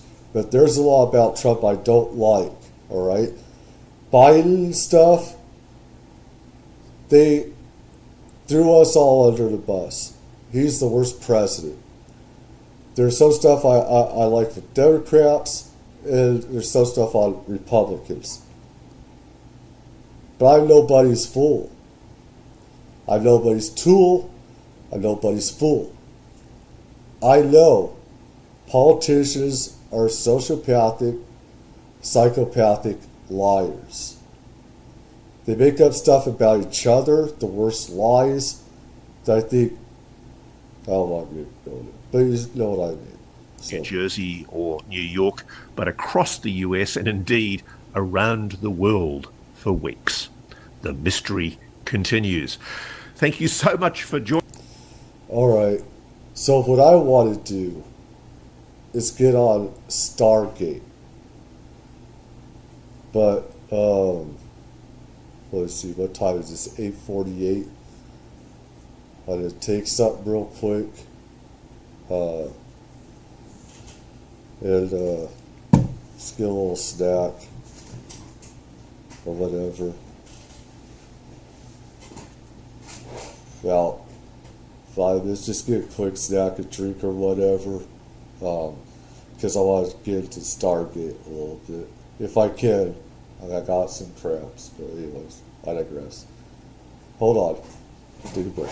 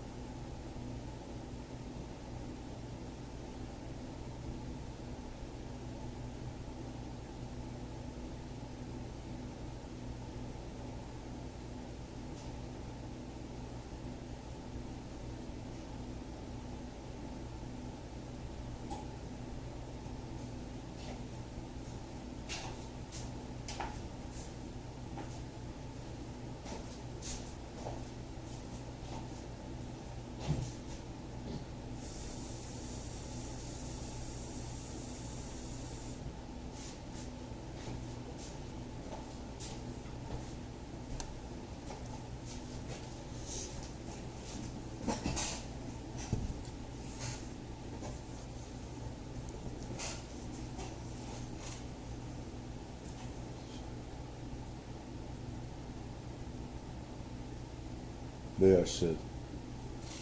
But, ugh. Alright. Hope everyone's having a good night. Morning. Whatever. Wherever you are, everybody. If anybody likes any of this content, please leave a like, leave a comment, or whatever. Let's get to Stargate.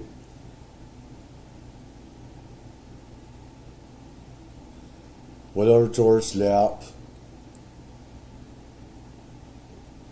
could go over that crash, but it was $100 for one game. I'm like, fucking.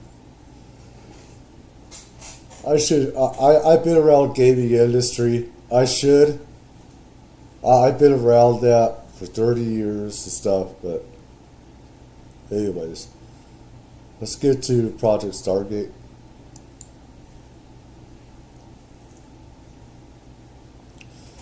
There's different videos, different parts of Stargate,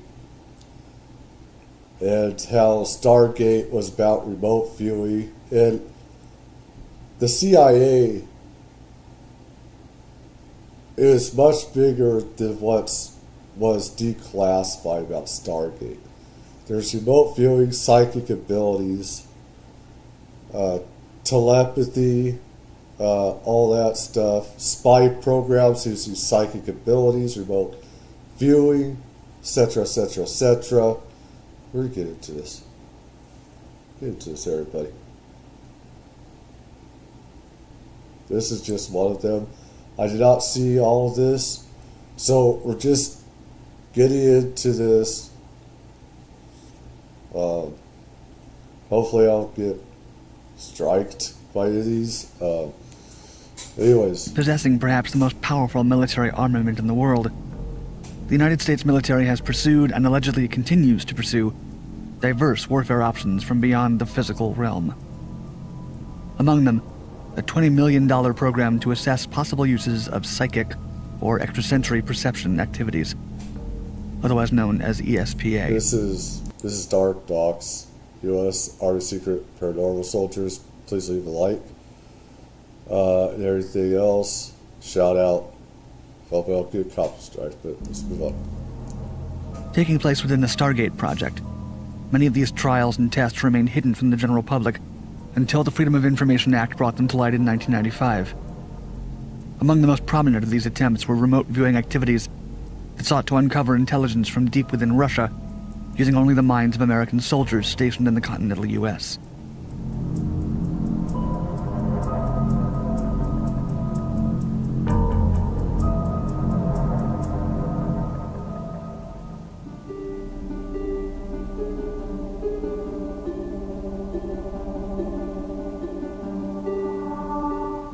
The idea to integrate extrasensory espionage and psychic warfare techniques into the Army was not a uniquely American project.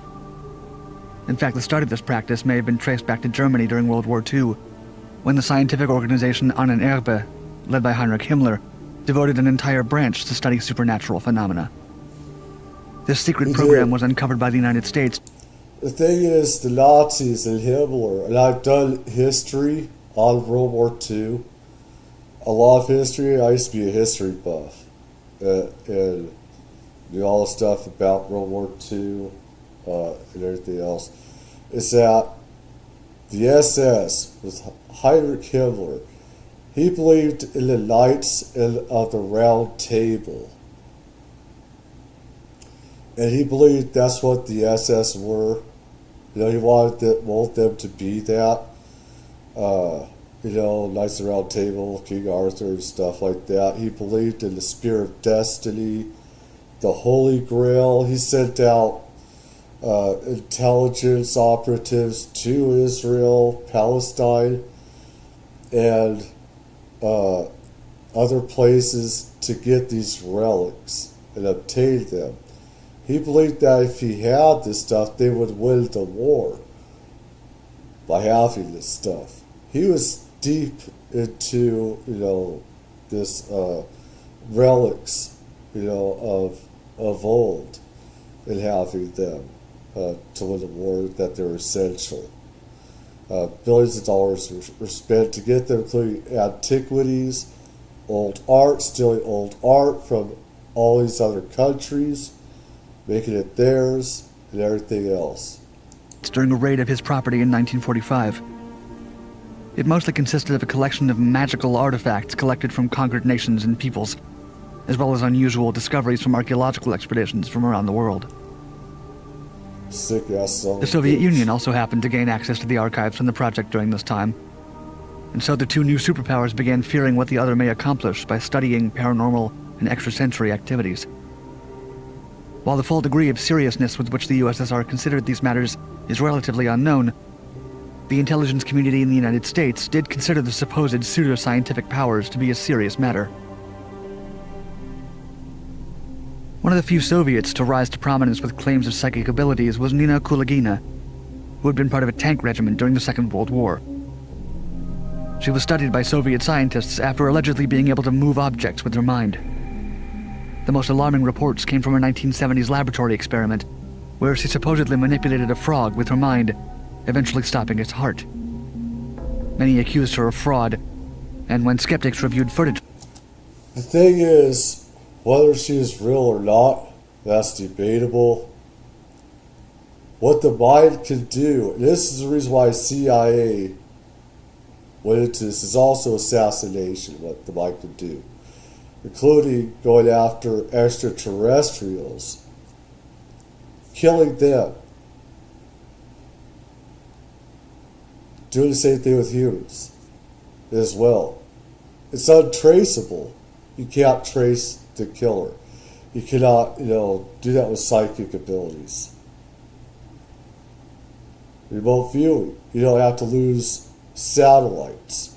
You have to worry about a foreign adversary, their missile, taking out a satellite if you have psychic remote viewers doing it. Of her powers of manipulation, they suggested she was simply relying on tricks. One of the earlier examples of extrasensory activities from the US military took place during the Vietnam War, when some troops took witching rods in an attempt to divine the locations of Viet Cong tunnels. I remember some of that. With Vietnam and stuff and everything, that was the worst. That was a fucking nightmare of a war. That was the worst of the worst. That was... There was... We had UFOs attack our troops along the Mekong Delta in Vietnam. We were attacked by UFOs and stuff. They would attack us there. There's some stuff on that, on the Freedom of Information Act. There's reports of that. People should look that up as well. That's from Black Vault as well. Where we were attacked. Hopefully you'll find it. Hopefully you'll find it on the internet. But we were attacked in Korea. Both sides, I heard, were attacked by UFOs and stuff. Since the mission was of high priority and morale was low, the military found it acceptable to integrate this unusual tech. It was slow. Gee, I wonder why. We're losing brothers all around us in Vietnam. That's why they let us use drugs, LSD and stuff like that. That's the reason why they had to outlaw it as well. Because they also couldn't fight. They're a bit high, too high and spaced out. But they also allowed, so the CIA did as well. It's crazy what they do to American troops, the CIA. What our own government does to us as an experiment. This is one reason why I don't trust the government so much. Is because they do very evil things to us. We could have won that war too. Technique for the search. Scientific reasoning was seemingly cast aside during the mission. It's difficult, if not near impossible, to fully assess the success of using witching rods, since many of the tunnels remained hidden, and the ones found were often revealed by a number of coinciding factors. Later, As the fears driven by the space race, Cold War, and new waves of terrorism soon began to take hold of military planners and civilians alike, the question began to arise about whether intelligence agents could use their minds to foresee, prevent, or even counter an attack. Yeah, we can.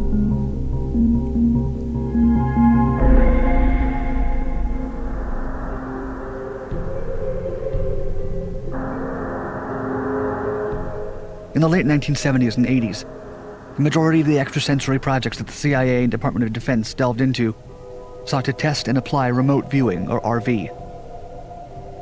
This type of psychic skill attempts to gather impressions, clues, images, or other information about an unseen, miles-away target through nothing other than mentally applied extrasensory perception. The term remote viewing came from physicists Harold Puthoff and Russell Targ from the Stanford Research Institute, and they worked hard on having it be differentiated from clairvoyance, which was seen as an illegitimate skill at the time. At first, they had to rename it because, say, psychic, with religious people in intelligence, they saw it as demonic or satanic.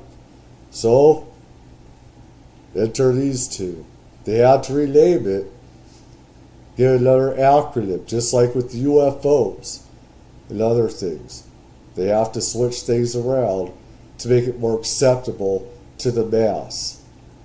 Private funding from the Institute of Noetic Sciences and the Parapsychology Foundation, and their paranormal investigations often focused on test subjects who were perceived to be possessing an innate talent for RV. As the CIA became interested in their work, their operations expanded to official government facilities in collaboration with the intelligence agency. One test subject, a secretary named Rosemary Smith, took part in a small project run within Wright-Patterson Air Force Base. At the time, the U.S. government was looking for a Soviet bomber that had fallen in the African jungle. Satellite images and CIA intelligence had failed to locate the satellite, and in 1976 it was decided to give the RV operation a chance to look for it. Rosemary Smith believed she had psychic powers, and according to journalist Annie Jacobson's book, fair warning to everybody, I may need to change this if YouTube copyright strike. This is freedom of the press. I gotta put that out. I'm putting this out. I do transformative as well, so I have to put this out as a warning. So, book Phenomena, the secret history of the U.S. government's investigations into extrasensory perception and psychokinesis. Rosemary, quote, was able to draw maps that pinpointed where this aircraft was within a few miles. Using this information, she successfully guided a paramilitary unit in the search for the crash site after they found a villager carrying a piece of the aircraft in the area she had pointed them to. Yet not everyone was sold on the idea of funding an extrasensory project for American intelligence. Representative Charles Rose, the chairman of the Intelligence and Oversight House Subcommittee, spoke out about this possibility, saying, quote, "Some of the intelligence people I've talked to know that remote viewing works, although they still block further research on it, since they claim it is not yet as good as satellite photography. But it seems to me that it would be a hell of a cheap radar system. And if the Russians have it and we don't, we're in serious trouble."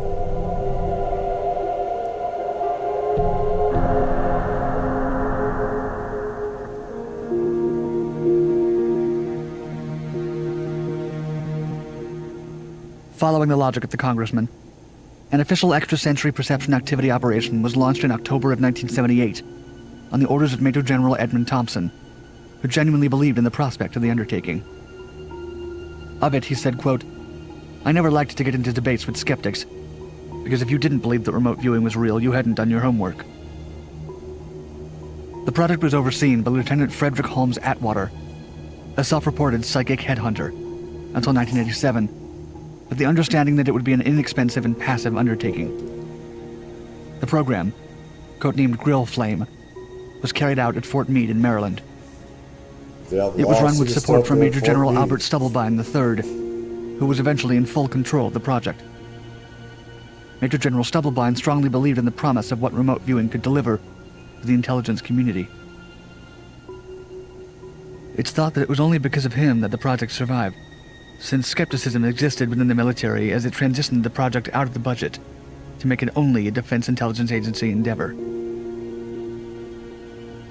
As stated in a declassified summary released by the CIA from 1981, quote, Grill Flame is an Army and DIA jointly financed effort to study novel intelligence collection techniques that will help to identify the capabilities and vulnerabilities associated with paranormal phenomenon having military applications.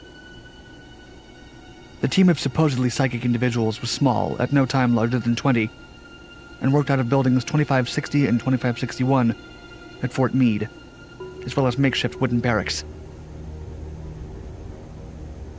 While many of their practices focused on uncovering Soviet intelligence, they also tried to locate U.S. war prisoners in Vietnam, Laos, and Cambodia, with varying degrees of success.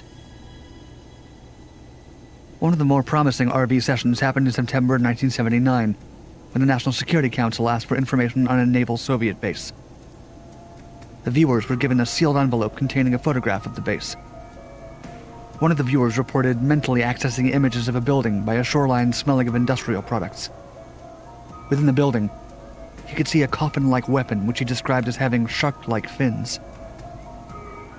Surprisingly, a few months after the experiment, satellite imagery confirmed that the USSR had built a ballistic missile submarine at the base, the Akula, which translated from Russian means shark. This particular incident inspired the book by John Ronson, The Men Who Stare at Goats, and the subsequent film adaptation. Two other high-priority projects that were undertaken by the members of Grill Flame were the attempted location of Libyan dictator Muammar Gaddafi and Manuel Noriega, the military dictator of Panama.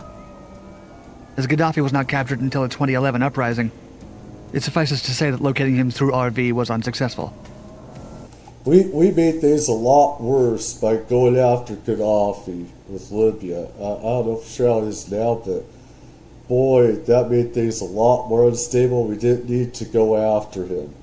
That made things a lot worse. And what happened with Benghazi and oh my God, it's criminal. You're talking about the Bushes and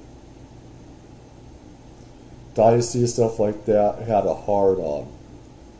Forgetting this guy, we didn't need to go after him. He was not a big threat to us anymore as he was in the 80s.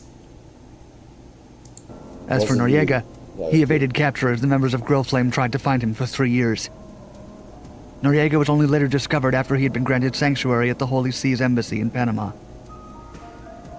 The projects and experiments regarding remote viewing were and continue to be largely criticized for their lack of scientific rigor or support. The viewers were never told whether they had any degree of success, as it was believed that this knowledge might interfere with their morale, and therefore their powers.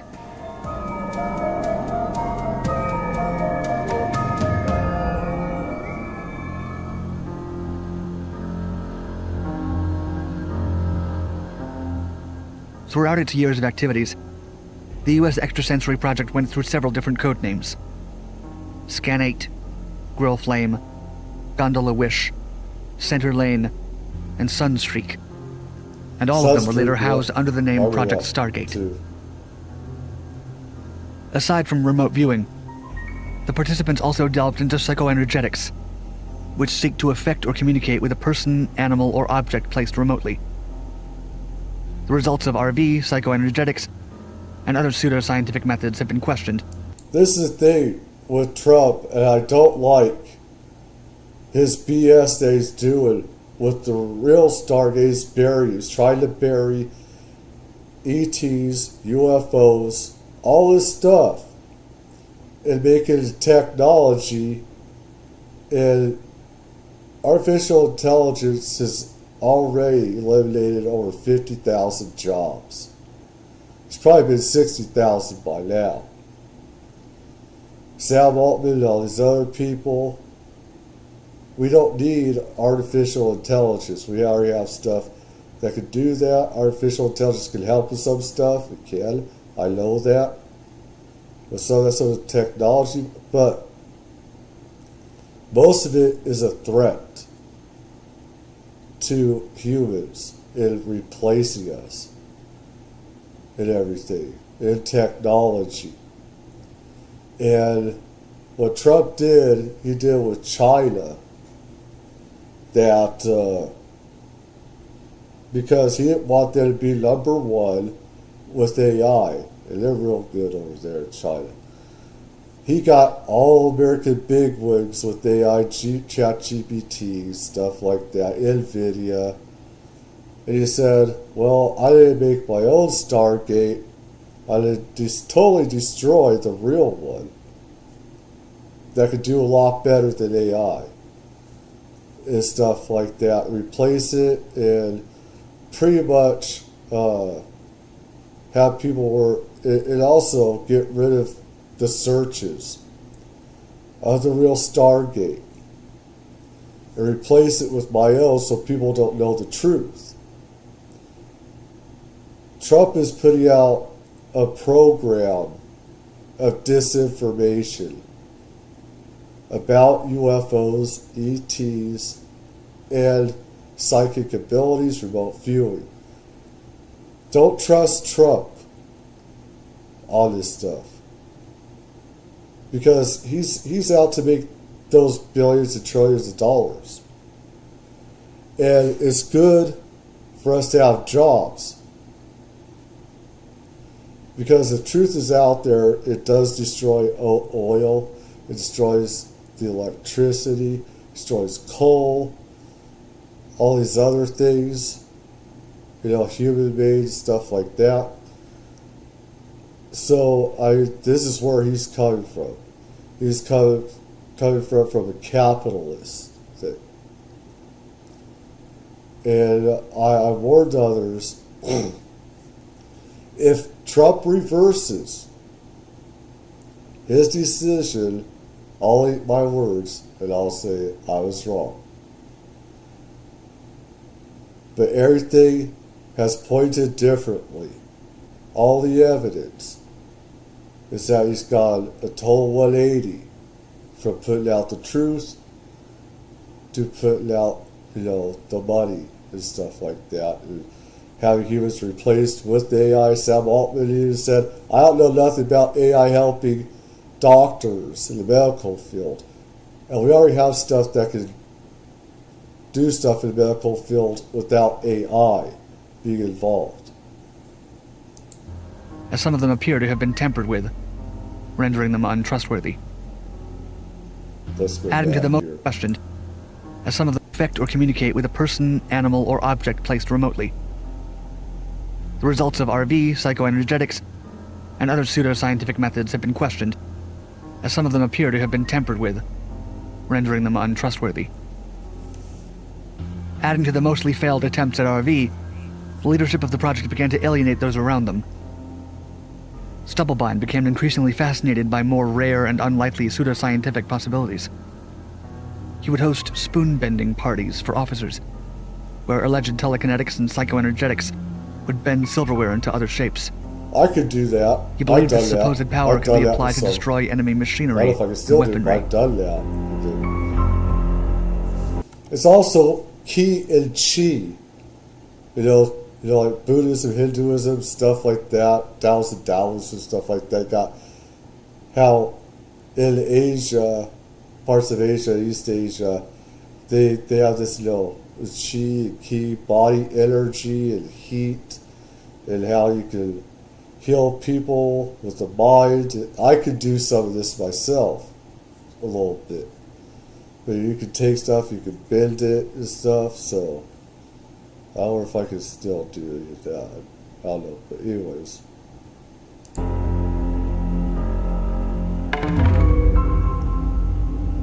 Probably not.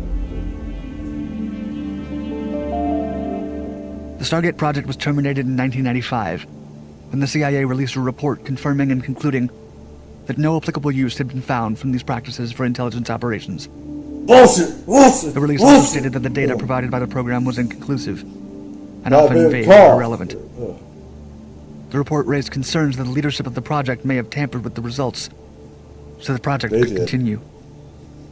It's still going on today. Due to the Freedom of Information Act, most of the documents pertaining to Stargate have been released by the CIA and are accessible to the public, totaling almost 12,500 documents.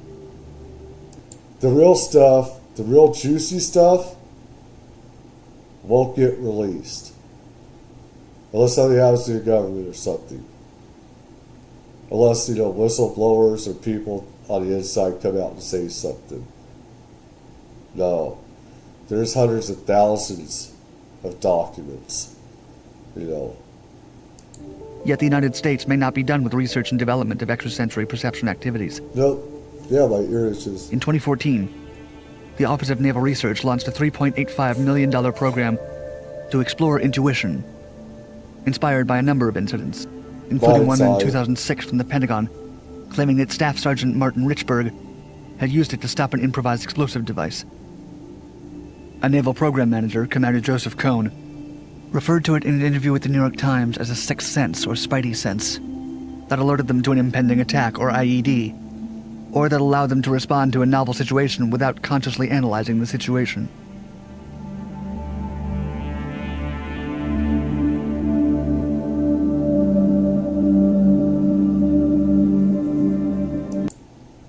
Anyways, that's part of it right there. But I have others right here. Let's see here. That's the part, Doctor. Let's go reduce nation, hopefully. Hopefully I don't get Hello striked. and welcome back to Reality Check. Now, I'm very excited about our guest today. When I was a young child in the 1970s... First of all, this guy is controversial because he was on... This guy they're now on. He was on Johnny Carson, and he failed some stuff on psychic abilities that Johnny Carson had tried to have him do. And the thing is, with psychic stuff, we have to be in the right frame of mind. I shouldn't say we, but you have to be in the right frame of mind. You have to be able to concentrate. He was not ready for that. I forgot his name, but there they have him on here. Which is far too long ago for what I care to imagine. One of the most enthralling acts on TV and on the stage wasn't a musician. He was it wasn't very an popular artist. back It then. was an Israeli-British Geller. man called Uri Geller, who claimed to have psychic abilities. And he enthralled audiences I always around have the psychic world with abilities. his seeming I have ability lots to of psychic apparently bend abilities. spoons and stop clocks with his mind. He demonstrated what were apparently astonishing feats of telepathy, finding hidden objects, remote viewing images, skills of dowsing and telepathy. But Uri has also long I been douse every attacked day. by debunkers and skeptics as a charlatan and a fraud because he claims these psychic powers. And much of the official mainstream media coverage of his career pejoratively dismisses him as an illusionist, a magician, Johnny an Carson. entertainer who supposedly uses trickery to deceive his audience into believing what he's doing is real. Uri, though, has... Disclaimer, legal. Shout out News Nation, Ross Coulthart, baby. Don't shoot me down, baby. All right. Shout out News Nation. Leave a comment, leave a like. Leave a comment, leave a like if you like what you're seeing on here too. Appreciate it. I want to get the truth out like he does. People need to know the truth about all this stuff. That we're more than human. Amen to that. Suggested that the paranormal skills he claims to have may indeed have been bestowed on him, perhaps even by an extraterrestrial intelligence. And that's something we'll ask him about today. And of course, such claims just infuriate the splenetic debunkers. There's a skeptic called James Randi who became the eminence grise of Uri. He went to great efforts to try to prove that Uri's alleged tricks could be replicated with stage magic, simple sleight of hand. Now, I would say it's still very much an open question whether and how Uri Geller is psychic, how he does what he does, and that's because 7 years ago, in 2017, declassified documents from the CIA showed that Uri Geller did convince America's top intelligence agency in scientific testing that he really did have psychic abilities. This secret project, codenamed the Stargate Project, made the official finding, quote, "As a result of Geller's success in this experimental period, we consider that he has demonstrated his paranormal perceptual ability in a convincing and unambiguous manner." The CIA's documents also show that Uri went on to work with the agency, helping it study his purported psychic powers, and in fact he was deployed on operations. They took him very, very seriously indeed, despite what the skeptics say. Uri will turn 78 in December, but he has very graciously and kindly agreed to speak to us today from his home in Israel. But first, a wee plug for one of our sponsors. So we're talking again this week through as much as I bit some of that stuff, some others told me stop doing that. Bending stuff. I'm not talking about by force, but just like forming by chi or ki. They didn't like that. But our sponsor about the horrors of what happens to your body when you eat the ultra-processed food that passes for grub in America. And it turns out the key to losing weight and keeping it off is not in carbs or fat, lots of or even surgery, in probiotic-rich foods. No, the end game of having a healthy weight as well as more energy and a long, healthy life comes down to a specific switch you can flip in your body to flush out unnecessary calories. Dr. Stephen Gundry is calling this caloric bypass.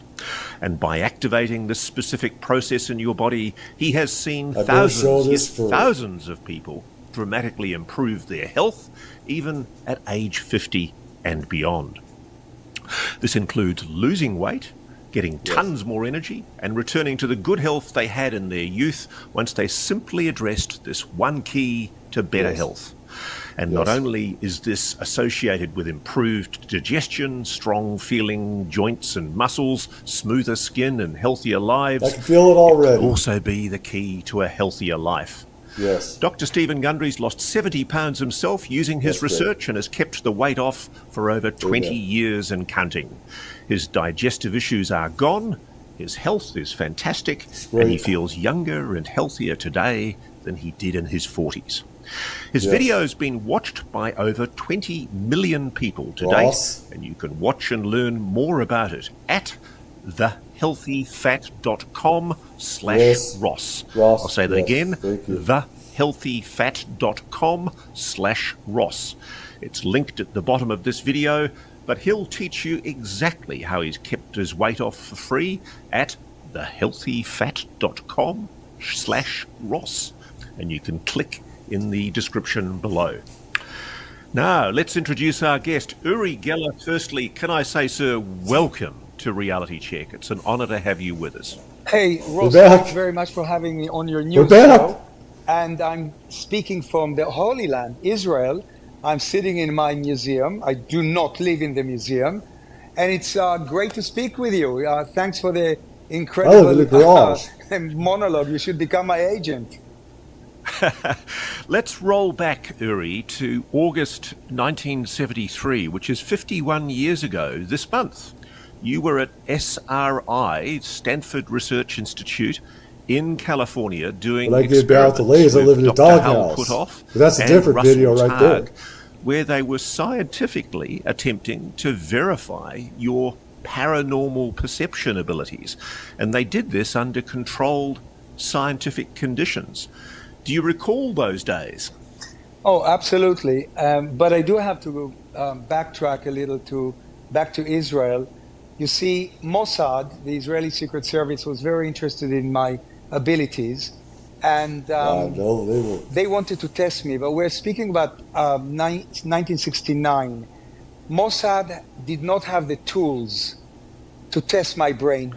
We're going back so many years. Oh, yeah. No tools to test Uri Geller. So what do? They call up the CIA and they ask for help. CIA is, wow, we definitely want to test Uri Geller. Let's get into America. Let's get into Stanford in Palo Alto. But they send a guy called Andrea Puharich to Israel to test me first, who was a medical doctor and quite a well-known scientist with ties to the CIA. And then I get a phone call and a letter from Edgar Mitchell, the astronaut, the sixth man to walk on the moon. So that's how it developed towards Stanford Research Institute. And yeah, I do remember those days. They were very painful. I had to go through a battery of scientifically, controlled experiments, locked in shielded rooms, cameras filming me. You see, one of the experimenter beside Hal Puthoff was Russell Tugg, who was actually an amateur magician. But we'll speak, actually, let me show you this photograph.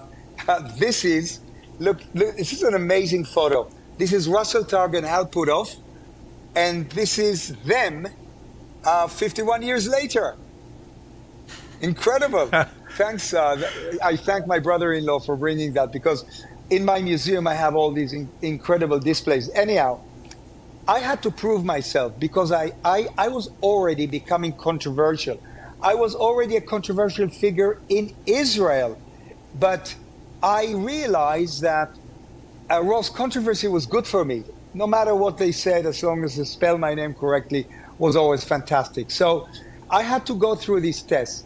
But what you have seen, the video that SRI released, and the documents that were released to publication, that's, believe it or not, is a tiny piece, a tiny little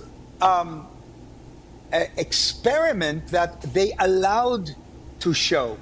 You have no idea, and I can't go there, but what else I've done there for the CIA.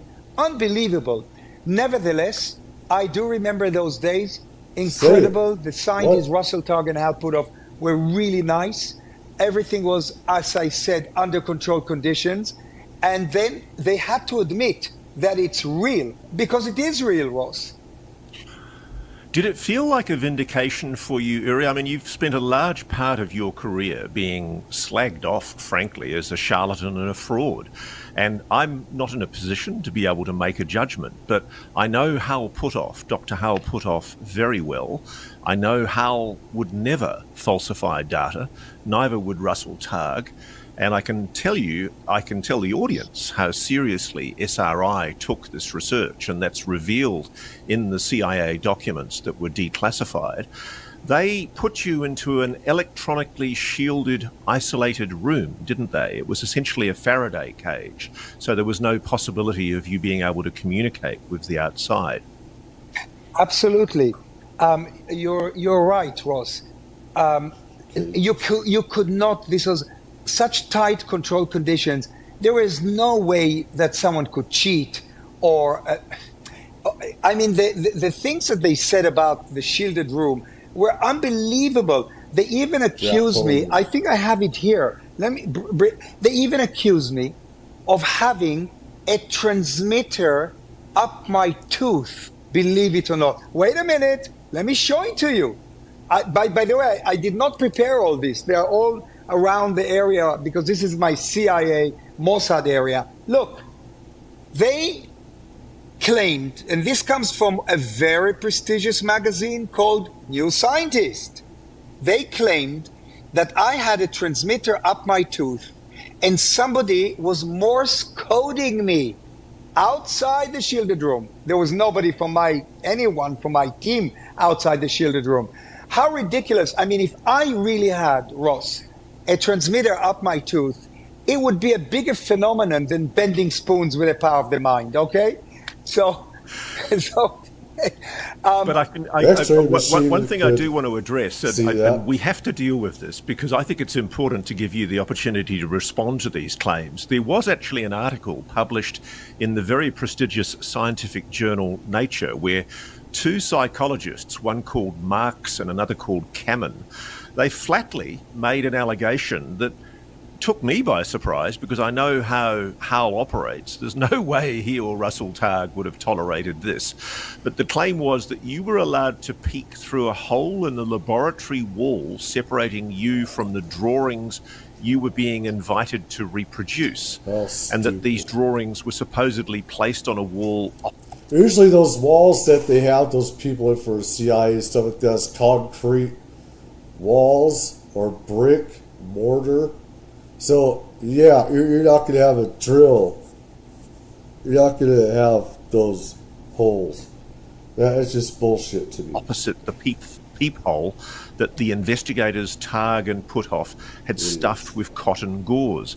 And when anybody watches the video, it's quite clear that what Hal Puthoff and Russell Targ were using was a controlled blind test. These images that you were remote viewing were actually in sealed, double-sealed envelopes, weren't they? Yes, absolutely.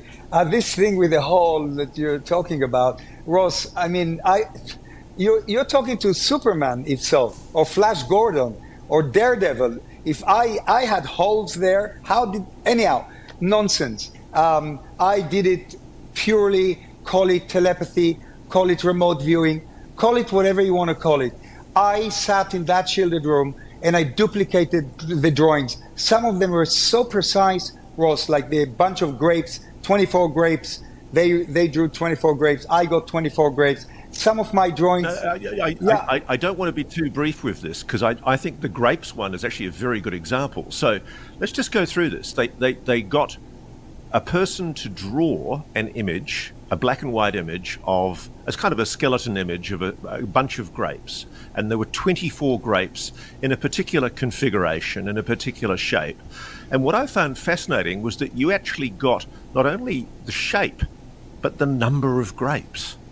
Yeah, well, I don't know how I did that, but I drew 24 grapes. I had no idea that their, bunch of grapes also had 24. This is just one set of experiments. Then there were many others conducted with a computer.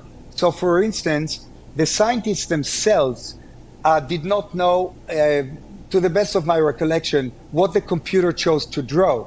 So in one experiment, the computer drew a kite, a kite with a tail and the ribbons. And I drew a kite. And this is coming from the mind of a computer.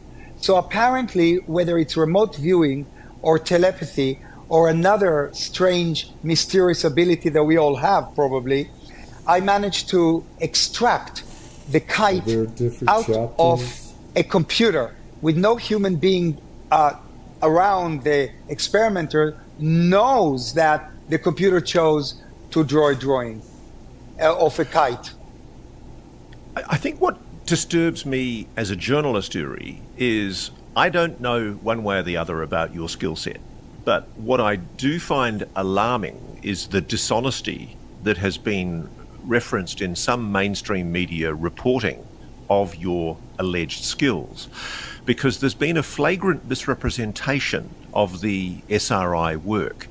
It was done with incredibly rigorous scientific controlled blind standards, wasn't it? Of course, very much so. And otherwise the CIA would have not published this. Yeah. And then, Nature magazine wouldn't have touched it. Nature is one of the most prestigious scientific magazines in the world. But look, listen, Ross, hold on. Nature, of course, was having a go at you because the two psychologists who wrote the piece of Nature were suggesting it was bunkum. But wait, let me show you. Hold on, Ross. Yeah, I just want to draw you on something. The CIA made the finding that they considered you had demonstrated your paranormal perceptual ability in a convincing and unambiguous manner. And I think one of the things that you were doing that I found particularly impressive was when you were projecting or appearing to project a number into the mind of a human subject, and then they were writing it down, or the other way around. Can you just describe what you were being asked to do? Okay, since Ross, you can edit the show any way you want, let me just show you. This is also around me. Nature magazine, New Scientist and New Scientist.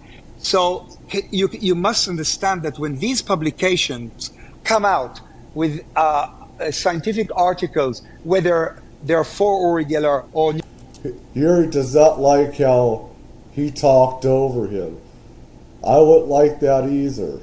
I mean, if you're going to have a guest all like that who's been attacked, he has the right to say what he wants on there. And it is something I don't like what Ross does sometimes, how he tries to interject and he talks over his guests.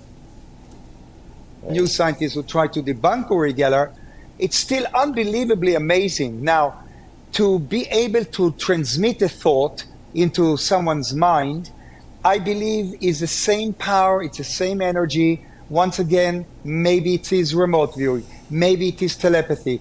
But the most successful one that I did with telepathy was when Kit Green, you know Kit Green, don't you?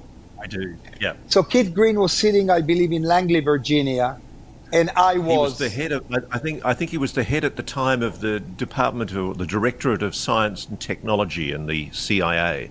So he was kind of like the chief scientist for the CIA at the time. Yes, and this is hundreds, not thousands of miles or kilometers away from Palo Alto. So he didn't quite believe in my abilities, and Hal Puthoff put him on the line, and Kit Green says to me, "Look, Uri, what can you do? Can you show me something?" And I just, we're talking about 51 years ago. There is no iPhone, there is no FaceTime. This is an old-fashioned black phone, and I basically he was holding a drawing, and I described the drawing, and above the drawing, in my own mind, I saw the word architecture. And that's exactly what Kit Green wrote on that page inside the book. It was a book about the anatomy of the body. So sometimes, if I have time, it depends how long I have, I can look into someone's eye and I can project a very simple, either a simple drawing or a number or a color. But this is no big deal. I think we all have telepathy, Ross. And I demonstrated it 51 years ago under laboratory-controlled conditions. And what the skeptics said and the debunking, that only helped me, Ross. Listen, you are in show business. I bet right now that you get not tens, but hundreds of negative emails. Show business, every show week. Business. Oh every week someone tries to debunk you. Don't tell me that's not true. Very true. Always. Very true. I can tell you. I can tell you, as an investigative journalist that takes this subject seriously, you cop an enormous amount of attack. And the thing I find fascinating, Uri, is I do think that the mainstream media has dropped the ball in its coverage. It's allowed itself to be led by the nose, because you and I both know, and I'm going to draw you on this. You and I both. You have CIA, you have parts of the CIA, FBI, you have non-governmental organizations, billionaires, that's controlling what we see, what we hear on mass social media. You can't trust them when they're bought and paid for. And you have different, pharmaceutical companies, you have billionaires like Bill Gates, Soros, that are buying mass social media, radio stations, including putting money into CNN, MSNBC, NBC, CBS, ABC, and Fox as well. That's bought and everything like that. So, they'll want to deviate where they get their money from. public know that the CIA and other intelligence services are still playing with psychic phenomena. They call it something different. They call it psionic, but it's still happening. Absolutely, it's happening. This thing about that the CIA stopped psychical research is nonsense. Never. Why would they? This is Never. a cheap method of spying on people, spying on governments. Remote viewing, you just get a bunch of remote viewers into a darkened room with computers in front of them, and they send their mind through space and time, and they bring back information, movements of submarine, nuclear weapons, etc. What happened, it went deep black. That's what happened. Why?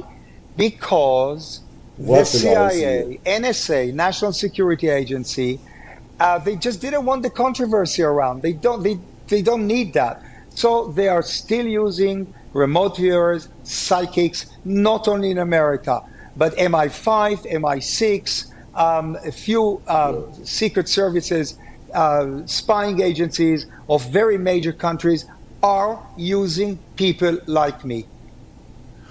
So can I just take you through, Uri? I mean, I think a lot of people watching this, let's be kind to them. They've watched George Clooney and the Men Who Stare at Goats, and they're told that it's all They're told that General Arthur Stubblebine was an idiot, and that the whole CIA Operation Stargate program was based on self-delusion. The scientists were fooling themselves that they could walk through walls and that they could perform psychic abilities. I have no respect. Let's just talk through what you say you can do. What exactly is it that you believe you can do? And can you explain to me, how can anyone do it if you believe people can do it? Okay, Ross, look, I am surprised today. I'm actually amazed how I managed to drive spoon bending into world culture. I mean, it's world culture. Why? Look at the movies like George Clooney, The Matrix, Robert De Niro plays me, he tries to bend the spoon, big rock bands sing about me and spoon bending. It's just massive, still is. Unbelievable spoon bending. And I'll tell you why it caught and why it's still here. Because not everyone can bend a spoon, but a lot of people can. And when this phenomenon happens, it ignites controversy, debate, and amazement. And people want to explore the unknown. People want to taste the paranormal. And let me tell you this, that the skeptics are a tiny minority. They, in my opinion, they're a molecular nothing. All they did to me, to explain your viewers, without the James Randi or without a skeptic, I wouldn't be who I am today. They created the mystery around me. They created the debate, the anger. They created the fire. People, I mean, it was just a frenzy of skepticism against the paranormal, not only against me. So, to answer your question, even my children cannot bend spoons. My grandkids cannot bend spoons. But when I do a show here in my museum, when I do a tour in my museum, I tell that to people. Not everybody can do it, but I saw children here in the museum bending spoons in front of my very own eyes. No trickery involved. A real spoon was bent under my eyes. Look, Ross, the secret of success is originality. I created spoon bending. And when you see Keanu Reeves in The Matrix learning how to bend a spoon from a kid, and the child tells him there is no spoon, it's your mind that bends. That says it all. That one line in The Matrix says it all. So that's why I'm still around. Like you said, I'm 78. I have 3-4 tours every day in the museum. I get thousands of emails from around the world. And Rob, you promised me you're not taking this out. I was even asked to come out with an Uri Geller alien tarot card. So this is coming out in October. You're leaving this. I'm plugging my tarot cards. No, you can plug your tarot cards, Thank Uri. you. That's no problem. And it's published by Watkins in England. Anyhow, Ross, did I more or less answer your question? Well, I guess what I'd love to hear from you is what's going on in your mind when you are doing what you purport to be doing, which presumably is some kind of psychokinesis with the spoon bending. Look, I'm so used to bending spoons that what I do is there's no more in my mind bend. I don't even have to visualize a spoon bend. I do it because I've done it for 60 years. More. I was 6 years old when it first happened to me here in Israel, not far away, 4 miles away from here. My mother always thought that because we come from Sigmund Freud's family, if you didn't know that, my name is actually Uri Geller Freud. So I come from the great psychologist's family, Freud and Einstein. So my mother always thought maybe I inherited some powers from Sigmund Freud, but I don't think so. What is going in my mind is very simple. If I bend the spoon, I just will it to bend. It's kind of, I just do it. But when I was a child in school, I wanted it to happen. I focused. I visualized the spoon bending, and it happened. And today when I walk in the street, I'm actually tired of bending spoons. It's passé for me. It's gone, finished. I don't want to hear about spoon bending. So you know what I did, Ross? You're going to laugh now. But because when I walk in the street, whether it's in Germany or in London or here in Tel Aviv, people, hey, Yuri, there's a lot of puns that you could do with that. So look what I did. Something very easy. I have a spoon all the time on me. Watch this. See my arm here, Ross? See? Yep. 1, 2, 3. Watch it bend. That's it. Someone else who could just do that. So, Uri, that's why you did it. I want to take you back to your childhood because I watched a very early interview with you, and I haven't been able to find it in my research. And one of the things that I'm fascinated by is, as you probably know from this show, we talk very openly about UAPs. I strongly believe there is a phenomenon of unidentified anomalous phenomena that is probably non-human, that is engaging with this planet. And this is one of the things I want to talk to you about. Yep. I know you were very good friends at SRI and later with Dr. Edgar Mitchell, the former Apollo 14 lunar module pilot, who was a very close friend of a very good friend of mine. And Edgar confided in that friend that he really did believe that what you were doing was psychic powers, and he was mortified at the way that you were attacked by the skeptics and the debunkers over the years. But one of the stories that I understand you told him was that as a child you had some kind of an encounter with a non-human craft that you believe endowed you with the skills you have today. Okay, let me once and for all answer it the correct way. Because again, the skeptics, as you said, created, Uri Geller got his powers from aliens and so on, trying to kind of rubbish me with such a thought that my powers come from aliens. Okay, let me tell you exactly what happened. I think I was around 6 years old.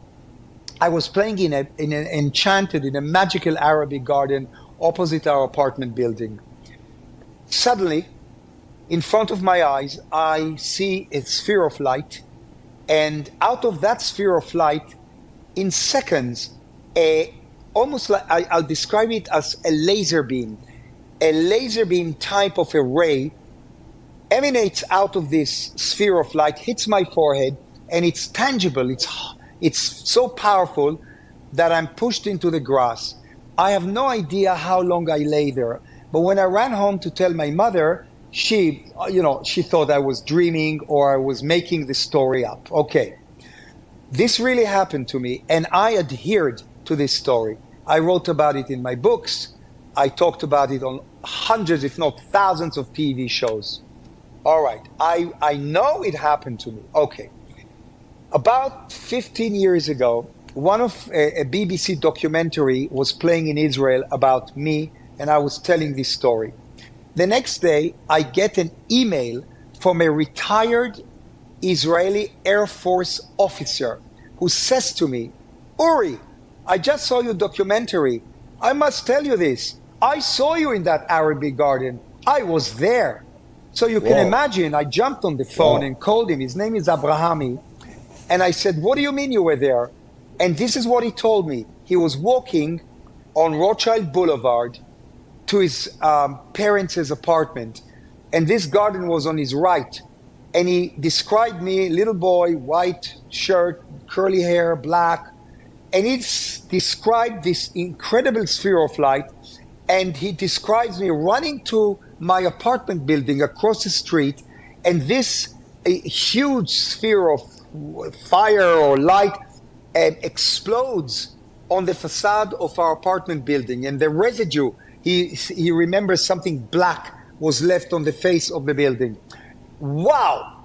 You know, for me, this was a private validation that after so many decades of me telling this story with no backing up, you know, no witnesses, I was stunned. And of course, I got together with him, I filmed him, and it is true, he saw me, and that's when it totally dawned on me and validated this occurrence of meeting some type of a phenomenon. Now, I do not know, Ross, I do not know if this was an alien encounter. I'm not 100% sure. I have my theories. I'm not sure if it was maybe a spiritual happening. Maybe it was a down-to-earth phenomenon. I have no idea. But when I met Puharich, when I met Edgar Mitchell, when I was taken to the Lawrence Livermore Radiation Labs, where they build nuclear bombs, when I was taken to the American Naval Surface Weapons Center, and where Dr. Werner von Braun took me to a NASA secret location, and I enter a refrigerated room, everything kind of snapped back into my mind, and I said, yes, probably. This first encounter was alien in nature. That's all I can tell you. You can ask me whatever you wish now. Okay, I'm really grateful you told me that story and put it and clarified it for us. One thing I wanted to double check with you is, before you had that experience as around about a 6-year-old boy, were you manifesting any of the alleged paranormal powers that you subsequently developed, or was it after that incident that you had those powers? You're such a great journalist, Ross. You managed to instill the word allegedly. That's okay. I love you anyhow. So listen, he has to. The spoon bending, I believe, came after that encounter. Maybe 6.5 years old. I'm eating soup, and as I lift the spoon towards my mouth, the spoon starts bending, and it fell into the soup. Then I realized that I have something that other kids don't. And I started developing this power in school. I would hold a broken watch, I'd reactivate it. I could move the hands of a clock on the wall. I would do telepathy. I basically sharpened this phenomenon. I don't even want to call it a gift, because I don't really quite know where it comes from. But I believe that maybe that encounter could have triggered this energy in my brain. But then there were other things that happened, like I stuck my finger into my mother's sewing machine and I was electrified. Then when I was 1 year old, a British soldier shot 2 bullets into our window in Tel Aviv, and the glass fell and broke all over my body. So I had shocks while growing up. I guess I will never really know the truth, whether that encounter in that magical Arabic garden was really aliens contacting me. I don't know. You have spoken, I watched a major documentary that you did with, I think, the Gaia TV, where you spoke about how you feel you have a purpose. And you feel very strongly that you've been imbued with a purpose, with the gifts that you say that you've got. And what is that purpose? What do you think is your role here on planet Earth. Yeah, okay. Don't make me a messiah or a prophet or some kind of a holy figure. I don't want it to sound like that, but I'm intrigued. The reason I say this is because I'm kind of intrigued. I've met a lot of people who've had near-death experiences, and I know that as a paratrooper, when you were fighting in the war, you came very close to getting killed. And I wonder, one of my next questions, and you might answer this in this answer, is do you believe that your powers, if I can say that they are powers, I suppose I do have to use the word allegedly as a journalist to be objective, but do you believe that those powers have been enhanced because of your exposure to near-death experiences? That's a good question. I don't think I can answer that. I don't know. But what I do know is that we all have a purpose. You have a purpose. I have. One thing about having near-death experiences is that you're more aware. Like with me, I'm aware that this is a different dimension. I'm also aware that this reality isn't all real. This isn't all real. That this has nothing to do with the afterlife whatsoever. And all of what we're doing now has nothing to do with the afterlife. You are aware that time and space moves differently, and a lot different how it does in the other dimensions and stuff like that. You're more aware of other dimensions and stuff like that, and space-time and how it's different realities and stuff like that. And a lot of people do have extrasensory and stuff like that, that have near-death experiences, stuff like that. So have a purpose. Everybody watching us now, you all, men, women, kids, you all have a purpose. Outside us in the universe, there is infinity. There's no end. No end to inner space. No end to inner space. In the phone that is filming it now, probably there are billions and billions of entities, and there's no end to outer space. And the last frontier is not outer space. The last frontier is our mind. So we are all here on this planet for a short while to do something positive, hopefully positive. And I don't see myself any different than you are or the people who are watching us now. I'm still a very down-to-earth person, born in Israel, and yes, became very famous because of something very freaky, something very strange, something so that amazed and captivated hundreds of millions of people around the world, and still they're still captivated. So we all have a purpose. I believe that my little purpose was to open the minds of people who already believed in the paranormal. I don't give a F about the skeptics, really. I don't care about them. But I do care about people who are open-minded and believers. And we all are believers at the end of the day. You put an atheist in an airplane that is crashing, they will probably shout, "Oh my God!" So it's within us, and I believe that the 60 years of entertainment, the 60 years of entertainment that I gave around the world did something, and it moved something. Tens of thousands of books were written about the paranormal, and they still write books about the paranormal. I was the motivator. I was a catalyst. I was a trigger to something that is beyond our understanding or beyond our belief system.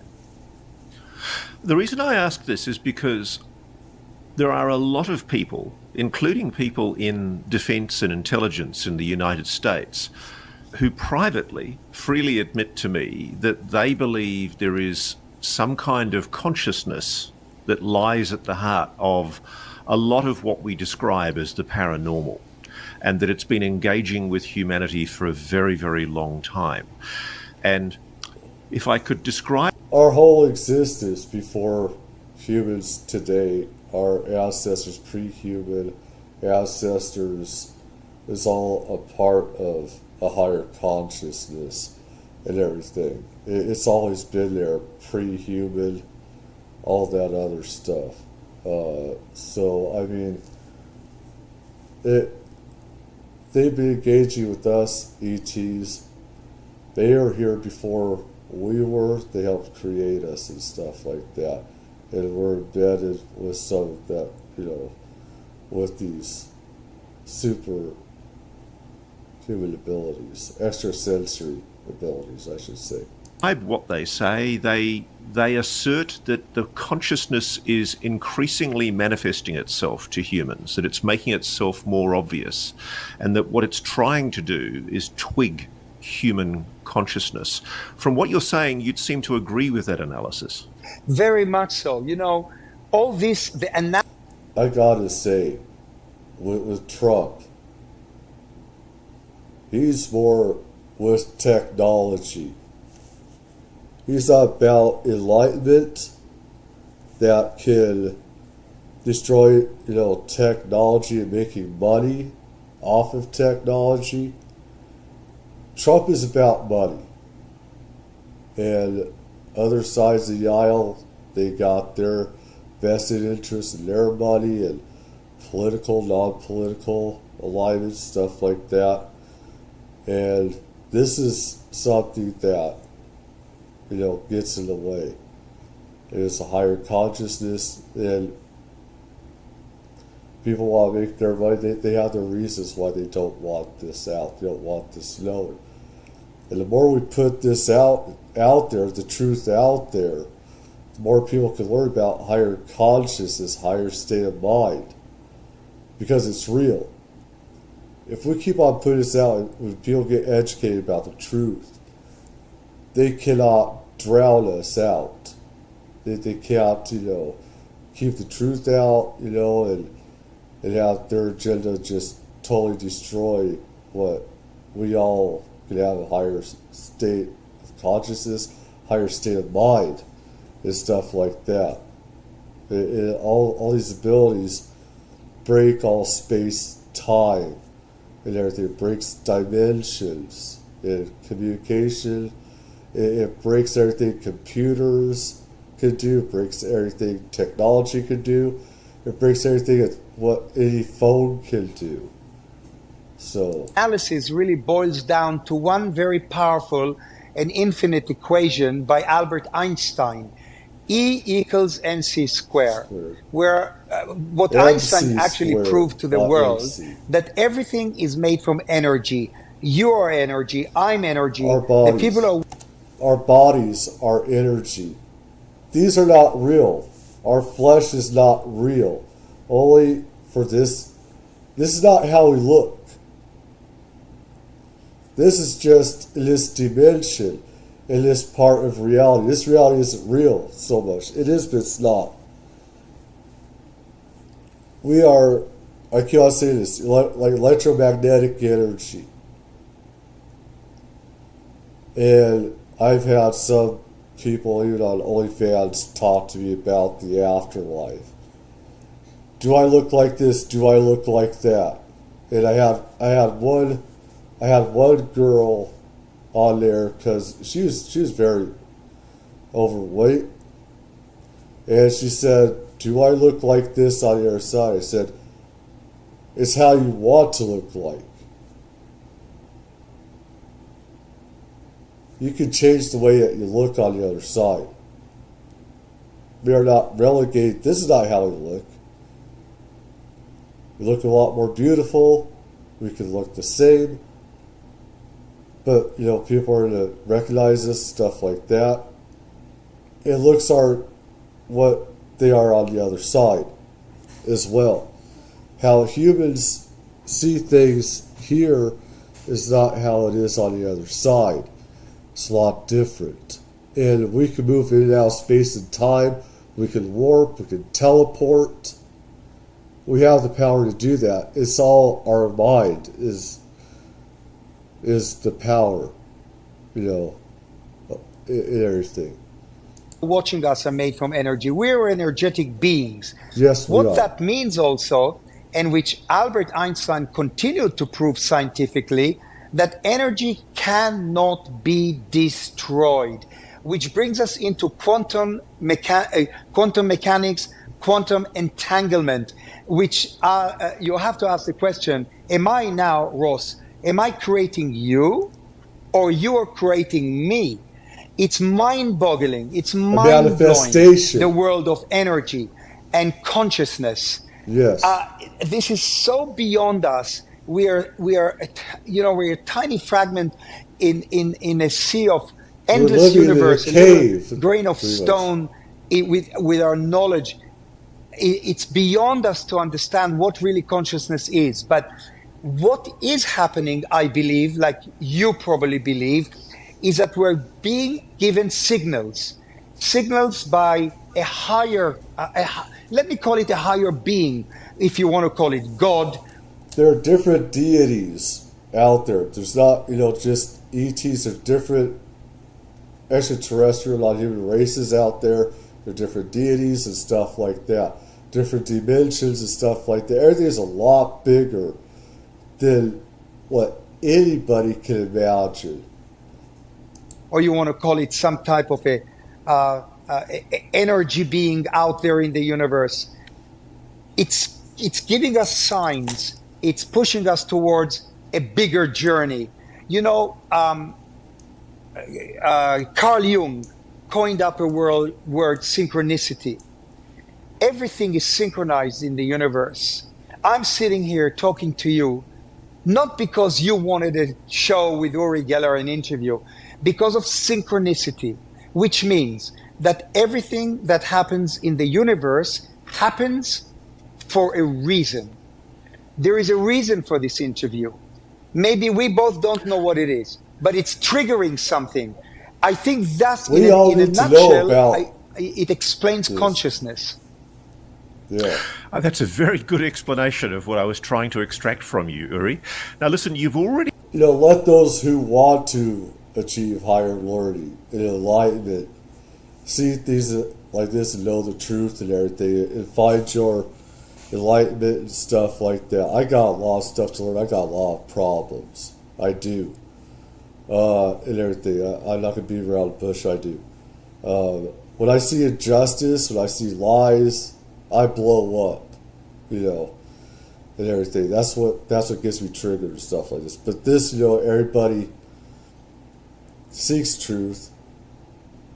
You can find it. It can be very hard to find. You have to discern fact from reality and stuff like that and learn it. But he flagged the other major incident in your career that touches on UFOs, and again, Edgar Mitchell has confirmed a large part of this story to my friend privately. During his lifetime, Edgar, the Apollo 14 lunar module pilot astronaut, was unwilling to say publicly that he'd ever had definitive proof of alien life.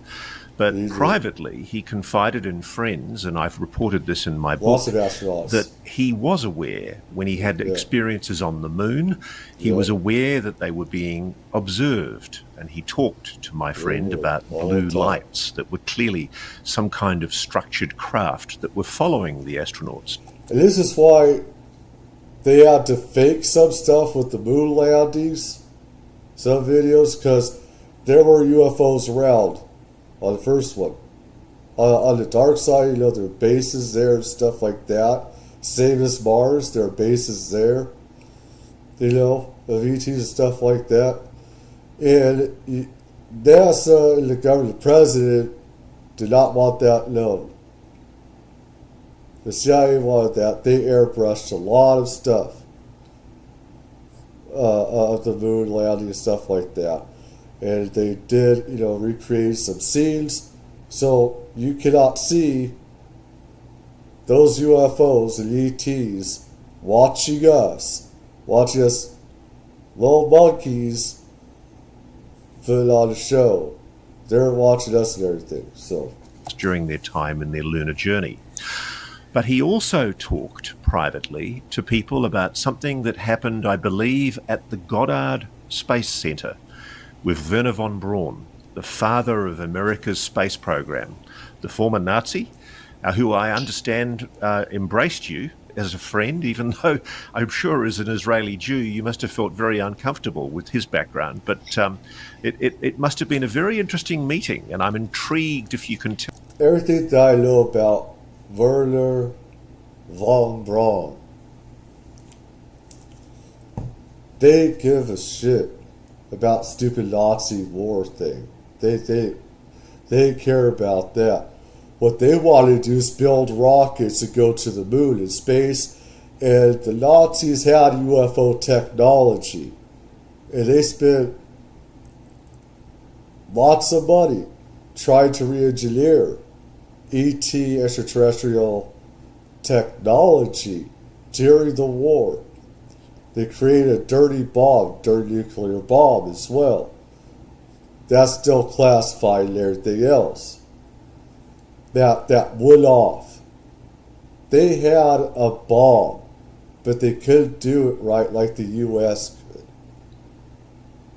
They had that. So they had special programs, that wonder weapons, they called it. And they spent a lot of money on that. And, instead of putting on elsewhere anymore. And everything, but they wanted to do Werner von Braun, from what I've heard from people. They were not with the Nazi part whatsoever. They wanted to just build rockets, go to the moon, go to space, stuff like that, and build faster jets and everything else. Same with a lot of people that's in, aerospace, NASA, and stuff like that. Tell me, please, the story of what transpired between you and Dr. Werner von Braun. Okay, first of all, what Edgar Mitchell described you on the moon, that's a tiny thing. Yes, they were followed, but the big thing is, and Edgar says it outright, that a UFO, a craft, crashed on planet Earth. They pulled out bodies of aliens. Yes. And that's what Werner von Braun wanted to show me. This is a photograph of Werner von Braun and me. He's taking me into his limo, and we drive off to a huge concrete building. But let me now backtrack. One day, Ed Mitchell calls me up and says to me, Uri, there's a very important doctor who wants to meet with you. I say, fine. He says he's a NASA scientist. I say, fine. Who is he? He says to me, he's Dr. Werner von Braun. I say, what? Dr. Werner von Braun wants to meet me? Dr. Werner von Braun was a Nazi. I've got photographs in the museum here. He's among Gestapo officers. I was shocked when Ed Mitchell told me that, but I couldn't resist. No way. So in the end, with some conflict in my mind, because half of my family were murdered by Nazis, I say to Ed, take me. We get to a NASA base. Boy, and I'm, by the way, at that time I worked with the CIA. And the CIA gave me a tiny Minox German camera. It's also hanging here on the wall. Because I spied for the CIA in Mexico, because I was very close to the president of Mexico, and the CIA gave me some missions to do in Mexico. I take that little camera with me, and I give it to my brother-in-law. And I say to Shippy, his name is Shippy, short for Samson. I say to him, Shippy, when we enter Werner von Braun's office, you've got to snap a photo, because nobody will believe me. So we enter Werner von Braun's office. Mitchell is with me, Shippy is with me, and there was a CIA man with us too. The first thing that Werner von Braun does, he pulls out of his pocket a tiny little piece of metal, and Shippy snaps. And Werner asks me to touch the metal and tell him what I feel it is. So I place my finger on the piece of metal, and I tell him, Werner, this is not from here. From the he craft. says, you're right. This is a piece of a UFO. Okay, wow. Then he says to me, come with me. He takes me into his private office and there is a safe in the office. He opens the safe, and inside there's a bigger piece of metal, about this big, maybe 12 inches. He holds it in his hand, and he says to me, Uri, now place your hand on the piece of metal. Tell me what you feel now. So I place the palm of my hand on the piece of metal, and I immediately tell him, Werner, this is from a UFO. And he says, you're right. What place it's now from? Come with me. He takes me out to the parking lot, and this is a photo. It's an enhanced photo. Somebody made it, more color. And so sometimes when you have that, you can access the being that held that. You can actually see you can actually see the beings. You go back in time. You can see the beings and everything else. Sometimes you can go back in time to communicate.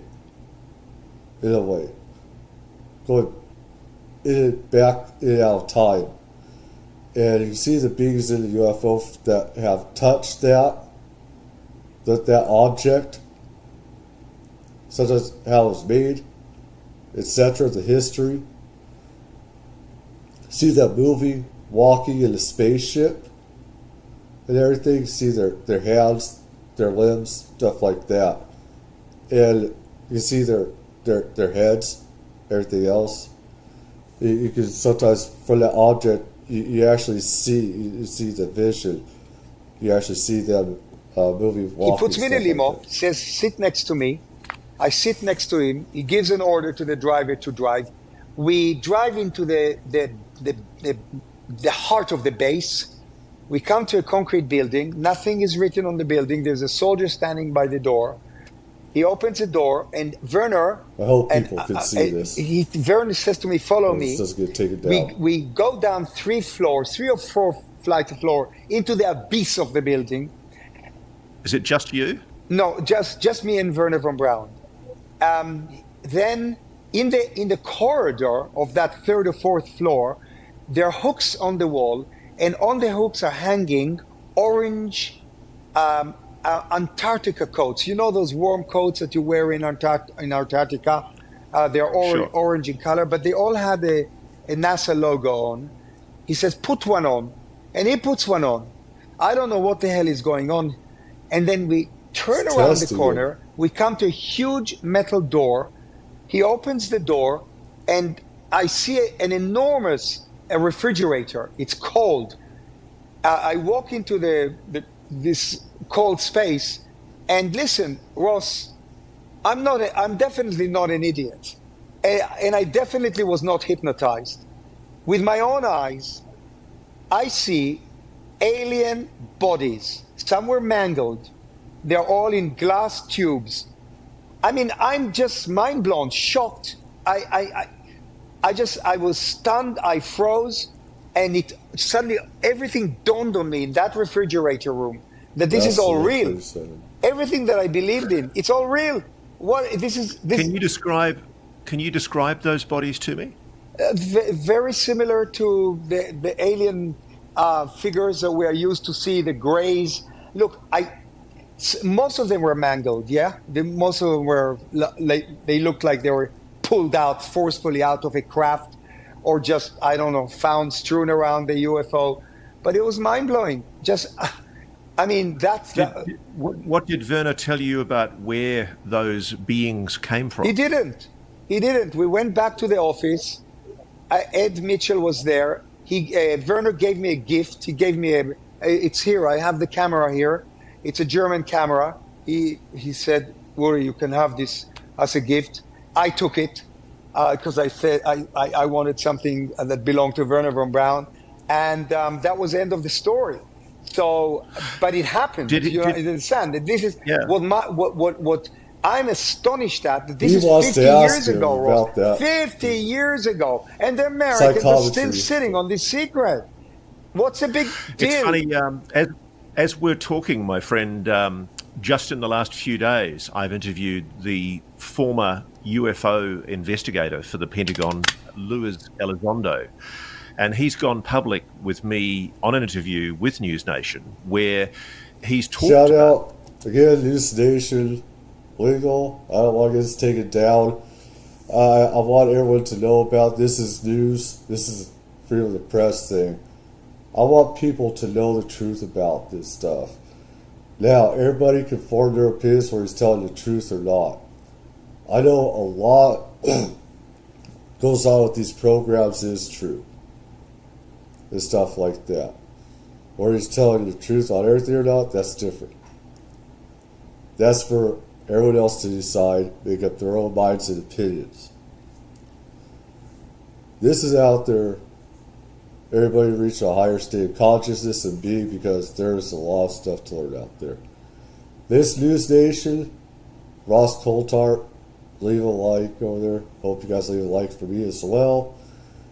The fact that the Roswell crash in 1947 was the crash of a UFO, and he described bodies being recovered. There you go. Body Hey, being recovered from the craft. Yeah, by the way, Ross, let me just grab this piece of paper because there are some names here that I don't know if the name June Crane brings. Did you ever hear of June Crane? Yes, I do. She was a secretary who allegedly witnessed quite a bit. Yeah, because I don't want to lead you. She was Werner von Braun's secretary, and she held the same piece of metal I held. Okay. Then there was, there was Carol Sue Rosin. Carol Sue Rosin. I've met Carol, yes. So I've met Carol. she was a spokeswoman. And Carol told me the story when I met her in 2021 that Werner warned her that one of the things that was going to be used was the... I don't know if the name June Crane brings... did you ever hear of June Crane? Yes, I do. She was a secretary who allegedly witnessed quite a bit. Yeah, because she was... I don't want to lead you. She was Werner von Braun's secretary, and she held the same piece of metal I held. Then there was... there was Carol Sue Rosin. Carol Sue Rosin. I've met Carol, yes. So I've met Carol. She was a spokeswoman. And Carol told me the story when I met her in 2021 that Werner warned her that one of the things that was going to be used was the claim that aliens were a threat. And for that reason, we needed to militarize our response to the alien threat. And Dr. Werner von Braun... This is the thing. There are bad and there are good ETs and stuff like that. That's just me, alright? But the military is an industrial complex. They are a big threat, I mean, to us as well. And stuff. And there's a lot of corruption with that. And it'll say anything is a threat to further the industrial complex of the military and create more weapons. Now, there are other countries, of course, that are creating problems as well. But they can also say that we're part of the problem doing that as well. So, allegedly told Carol Rosin that we should be very skeptical of such a claim. Did he ever talk to you about that? Mitchell talked to me about that. First of all, there's no doubt in my mind that the aliens who are visiting us now, or maybe even are already among us, they are peaceful, because if they were hostile, do you remember the movie called Independence Day? I mean, if they were hostile, if they were negative, if they wanted to destroy us, our planet, we would have been destroyed a long time ago. I mean, these craft travel in velocities that we have no idea how they manifest, how they travel through space and time, how they come, how they land here. Their technology is way, way, way beyond us. And their weapons, probably, if they do have weapons, we would have been wiped off the planet a long time ago.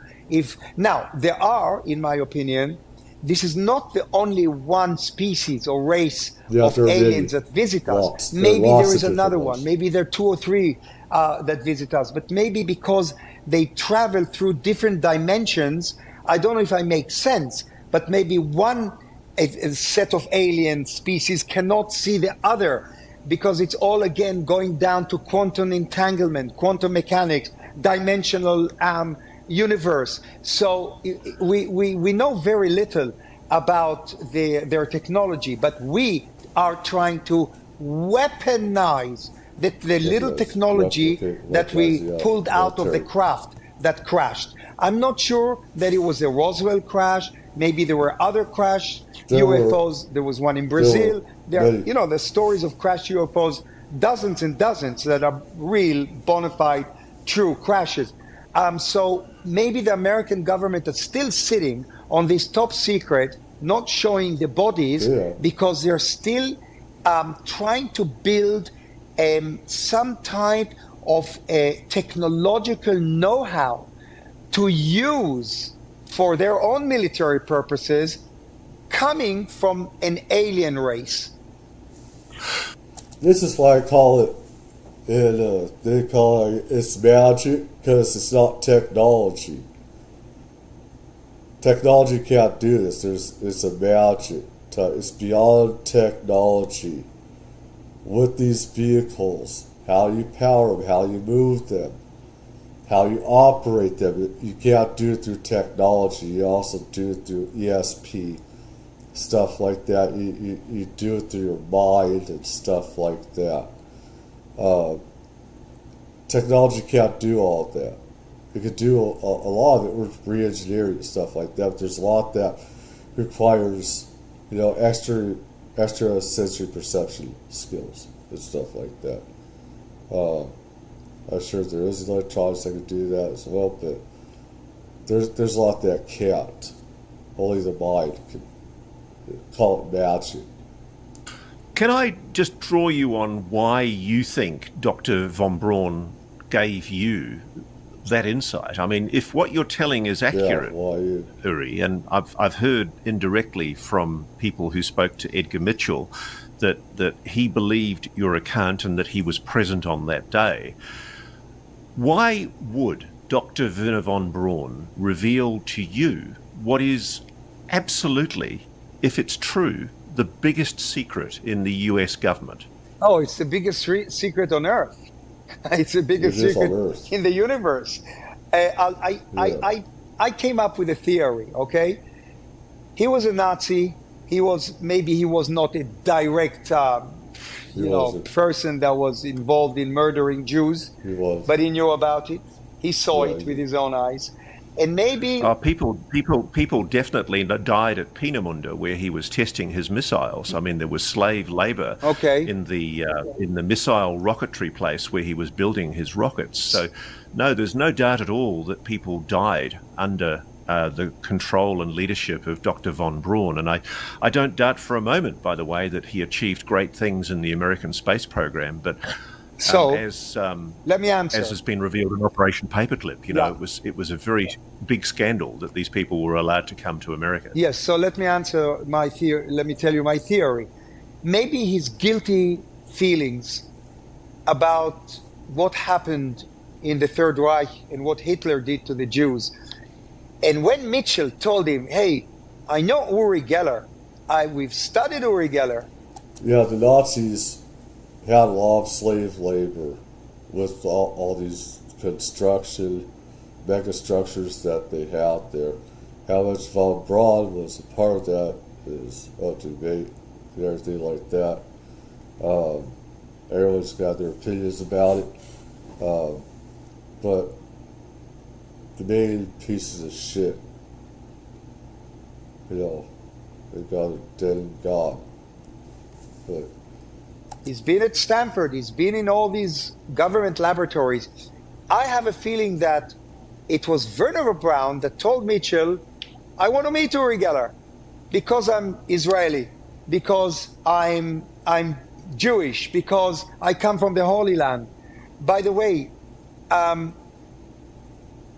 he was, I don't know if you know this, but he did believe in God. Did you know this? I didn't know, no. Yeah, we had a conversation about Israel and so on, very short conversation. But because he had these guilty feelings, he wanted to give back something to me. I have no other answers. I don't know. Maybe Mitchell convinced him to tell me, to show me. I know one thing for sure. The bodies are still somewhere. Maybe they've been moved from Goddard to other secret places, their locations. But the bodies are there. And one day they're going to be revealed, no doubt. Maybe I'll be dead and gone by then, and they will say, oh, Uri Geller. Remember Uri Geller? He saw those bodies. Did Werner von Braun make any admissions to you that they'd recovered solid craft, intact, non-human craft? Well, he showed me. I have photographs here of the items he's showing me, which he said that they come from a UFO. And they were solid, they were tangible. I touched them. So probably in his office, he had a collection of pieces of, I don't know what it's made out of, whether it's an alloy or something that we've never heard about before, some type of a material that comes from the universe. And yeah, for sure that craft was crashed.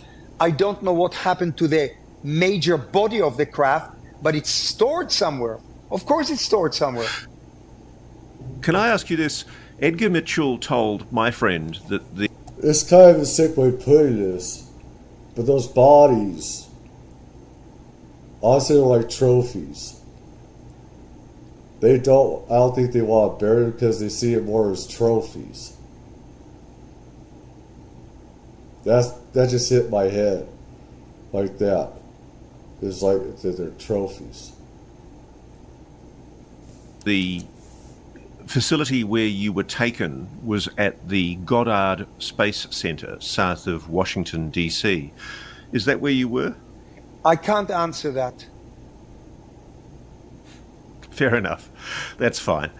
Have you, since that experience, ever had any... Fair enough. Let's ask you this. Edgar Mitchell told my friend that the facility where you were taken was at the Goddard Space Center, south of Washington, D.C. Is that where you were? I can't answer that. That means it was probably. Fair enough. That's fine. That means it was probably. Have you, since that experience, ever had any other confirmations of non-human intelligence engaging with this planet? From whom? From? Well, I'm going to draw you. There's a very famous Israeli former head of the Israeli space program called Haim Eshed. Have you ever met Haim Eshed? I can't talk about that, but I can tell you one thing. I can tell you this. Haim Eshed is no fool. He's a highly intelligent man. You know what he did. He was the head of the space security of Israel, and that's big deal. I mean, to be at that position, you got to go through everything. So, what Haim wrote in his book is, in my opinion, is absolutely true, and that's as much as I can tell you. There are certain key figures in the American government that know about this, and of course, key figures in Israel know about it. And then there is another Harvard scientist, Loeb. You know about him, right? I've interviewed Avi Loeb recently. Just for the benefit of our audience that might not know what we're talking about, Haim Eshed, the father of the Israeli space program, gave an extraordinary interview to a Hebrew language newspaper a few years ago, and he's since disappeared from sight. But in that interview, he acknowledged that he had been briefed into the... And then there is another Harvard scientist, Loeb. You know about him, right? I've interviewed Avi Loeb recently. Avi Loeb.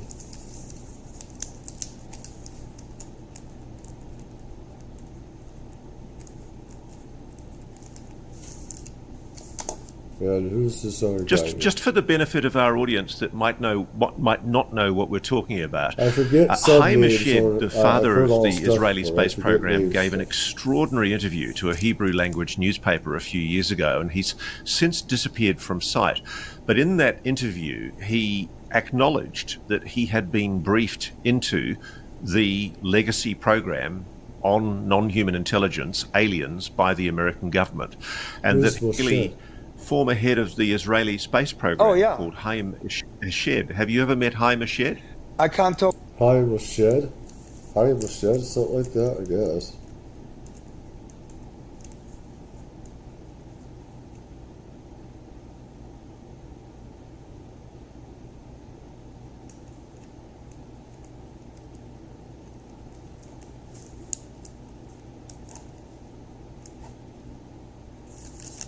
Mossad, or space Israeli.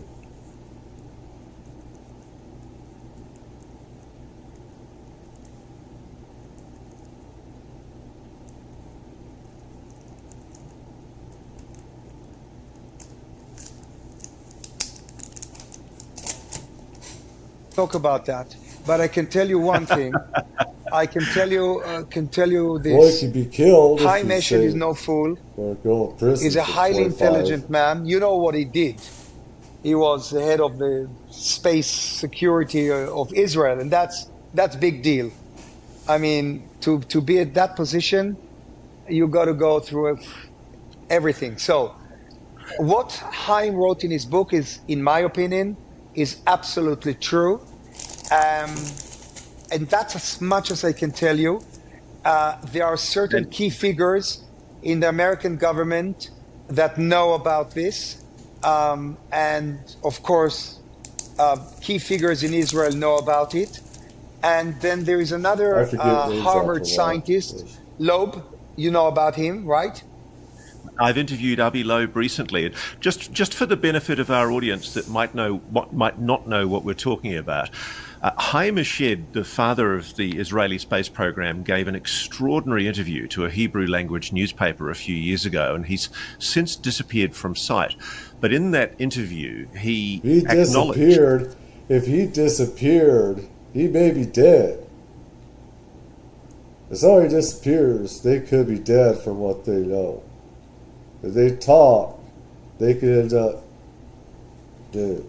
That he had been briefed into the legacy program on non-human intelligence, aliens, by the American government, and that he was aware that there was collaboration between the Israeli government and the American government on issues related to non-human intelligences. And he basically... This is countries around the world that we do collaborations with, including alien retrieval, UFO retrieval. We go around the world in other countries and we do retrieval. So us doing collaborative stuff, that's there also. Acknowledged that there'd been recovered craft and that there was a secret program, and he actually went into even more detail about an alleged secret space program, which I have to admit even I'm very skeptical about. But I'd love to know what you've got to say about that, Uri. I can't really elaborate on this. It's simply because I know too much, and I don't want to cross a red line.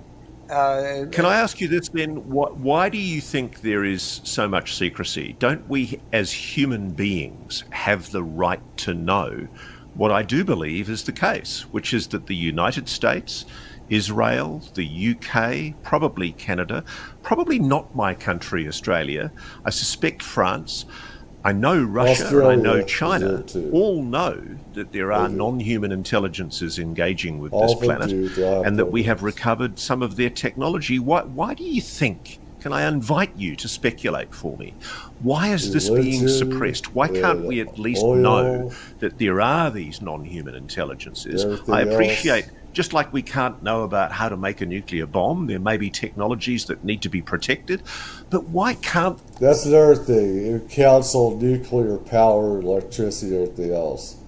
And Trump and other... Some people want to use nuclear power.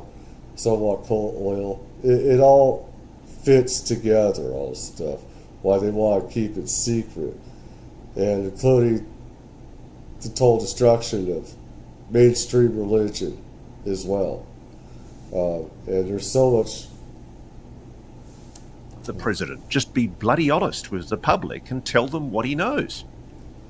It's not down to the president. It's down to the armed forces in America. We're talking about NSA, National Security Agency. We're talking about the CIA. We're talking about, there are reasons. There are reasons. They could just kill and most the people president. will tell you, "Oh, we're not ready yet. We're going to be freaking out when we find out that it's all true." Maybe they did threaten to kill President Trump. Maybe they told him, "If you say something, we'll kill you." Who knows? I don't know. But that's not the main reason. There is a major reason here, and it's to do with the major forces, the governments around the world. Ross, do you realize that as we sit here now, there are thousands of nuclear missiles aimed at America, aimed at Russia, aimed at Israel. There are thousands of nuclear bombs moving around the planet in aircrafts right now flying. There are right now, as we speak, there are airplanes that have nuclear bombs on them. There are submarines with nuclear weapons. There are trains moving all around Russia with nuclear bombs or nuclear missiles ready to be fired off. I believe, and this is as much as I will tell you, there is a reason attached. The alien situation, why we're not coming out with it, is attached to the worldwide security. Because if one missile is going to be fired, Ross, that is the end. That's World War III. We're finished. No politics. And there is a connection to that.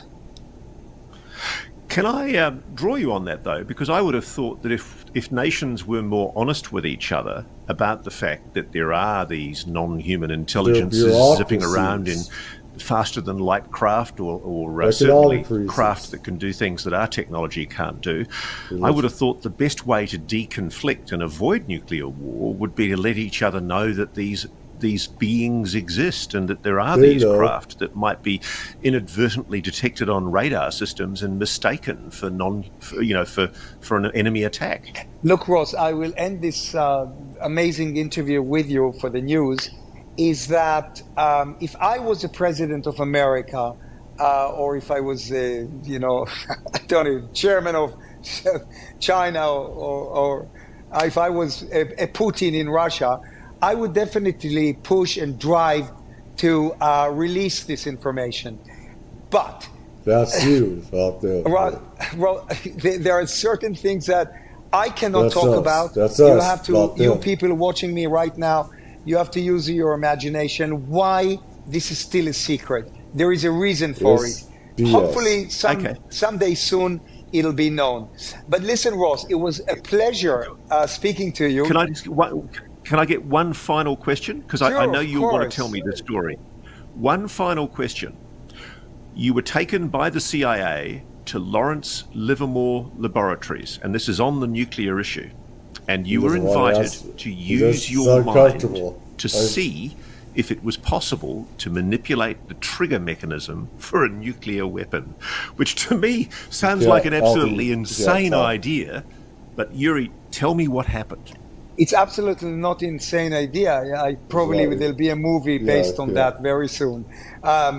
Listen, I'll tell you something. I'll get back to this, but I'll tell you something even more unbelievable. NSA, which is the National Security Agency, when MI5, MI6 were involved in testing me in London, you can trigger them psychically. I managed to dematerialize a tiny little object from point A to point B. Point B was over another room across the wall. They got that information to NSA. NSA figured out that if I can do that, they could probably train a few psychics to erase a Russian city. A Russian city.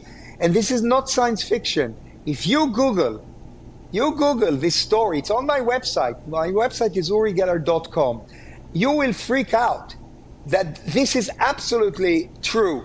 They trained people like me to erase cities off the planet. Now, let's go back to the Lawrence Livermore Radiation Labs. That's the reason why I keep this shit I secret. believe that there was an alien encounter there, an alien intervention.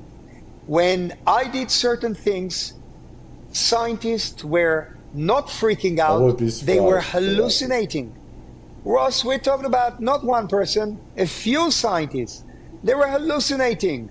What made them hallucinate? Because we're monkeys doing stuff, chimpanzees, they're playing with something we're not supposed to. We're not supposed to be doing that shit, and we are. This is why they're keeping ESP, Stargate, and all these other things a secret. This is why. It's because they're training people psychic warfare with psychokinesis, telekinesis, whatever, psionics. They don't want to get out that they are training operatives with these psychic abilities to destroy the world. And that humans are nuclear weapons, are as dangerous as nuclear weapons. This is the truth. This is reality. This is the real facts. Is that you're trading psychic, people be psychic weapons that could blow up the planet. A mere human that becomes a thermonuclear weapon. Those people. It went from being just a normal little monkey of a human being to that person being a thermonuclear weapon that could blow up whole cities.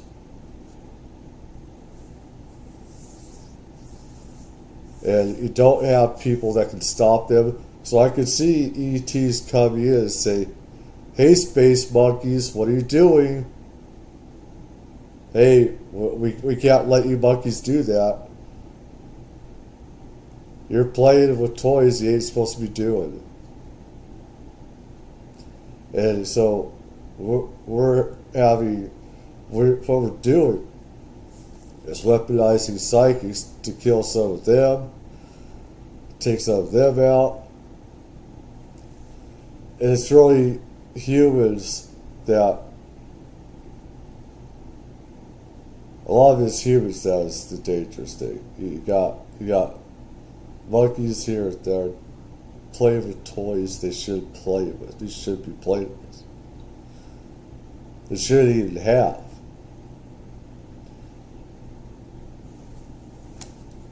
Anyways, I had another video, stuff like that, but I think, got through the gist and stuff of what's being covered up, what Trump is covering up. I wonder if they did threaten to kill him over this. I wonder if they did. That if you talk, we'll kill you or your family. They could have. They've done it before, threatened other presidents. There are people. I would put it past the NSA, CIA, NSC, National Security Council, in order to say, hey, if you talk, you're dead. You, not just you, but your family, your grandkids, will kill them. I can actually see that. Anyways, hope you all have had a good night, a good morning, a good day wherever you are. Please leave a like if you've liked this. As I'm doing this, I'm here to spread information. We want people to know the truth and come to their conclusions, do their own investigations. You are a weapon where you can spread education and enlightenment to the darkness of what is going on in this world. And I have my own problems, and this is something that I'm good with all my problems and negatives. We're supposed to be better, and I want us to have this enlightenment to become better beings in the multi-dimensional world that we live in, and to coexist with other extraterrestrials and get along and stuff like that. Higher purpose. Anyways, leave a like, leave a comment.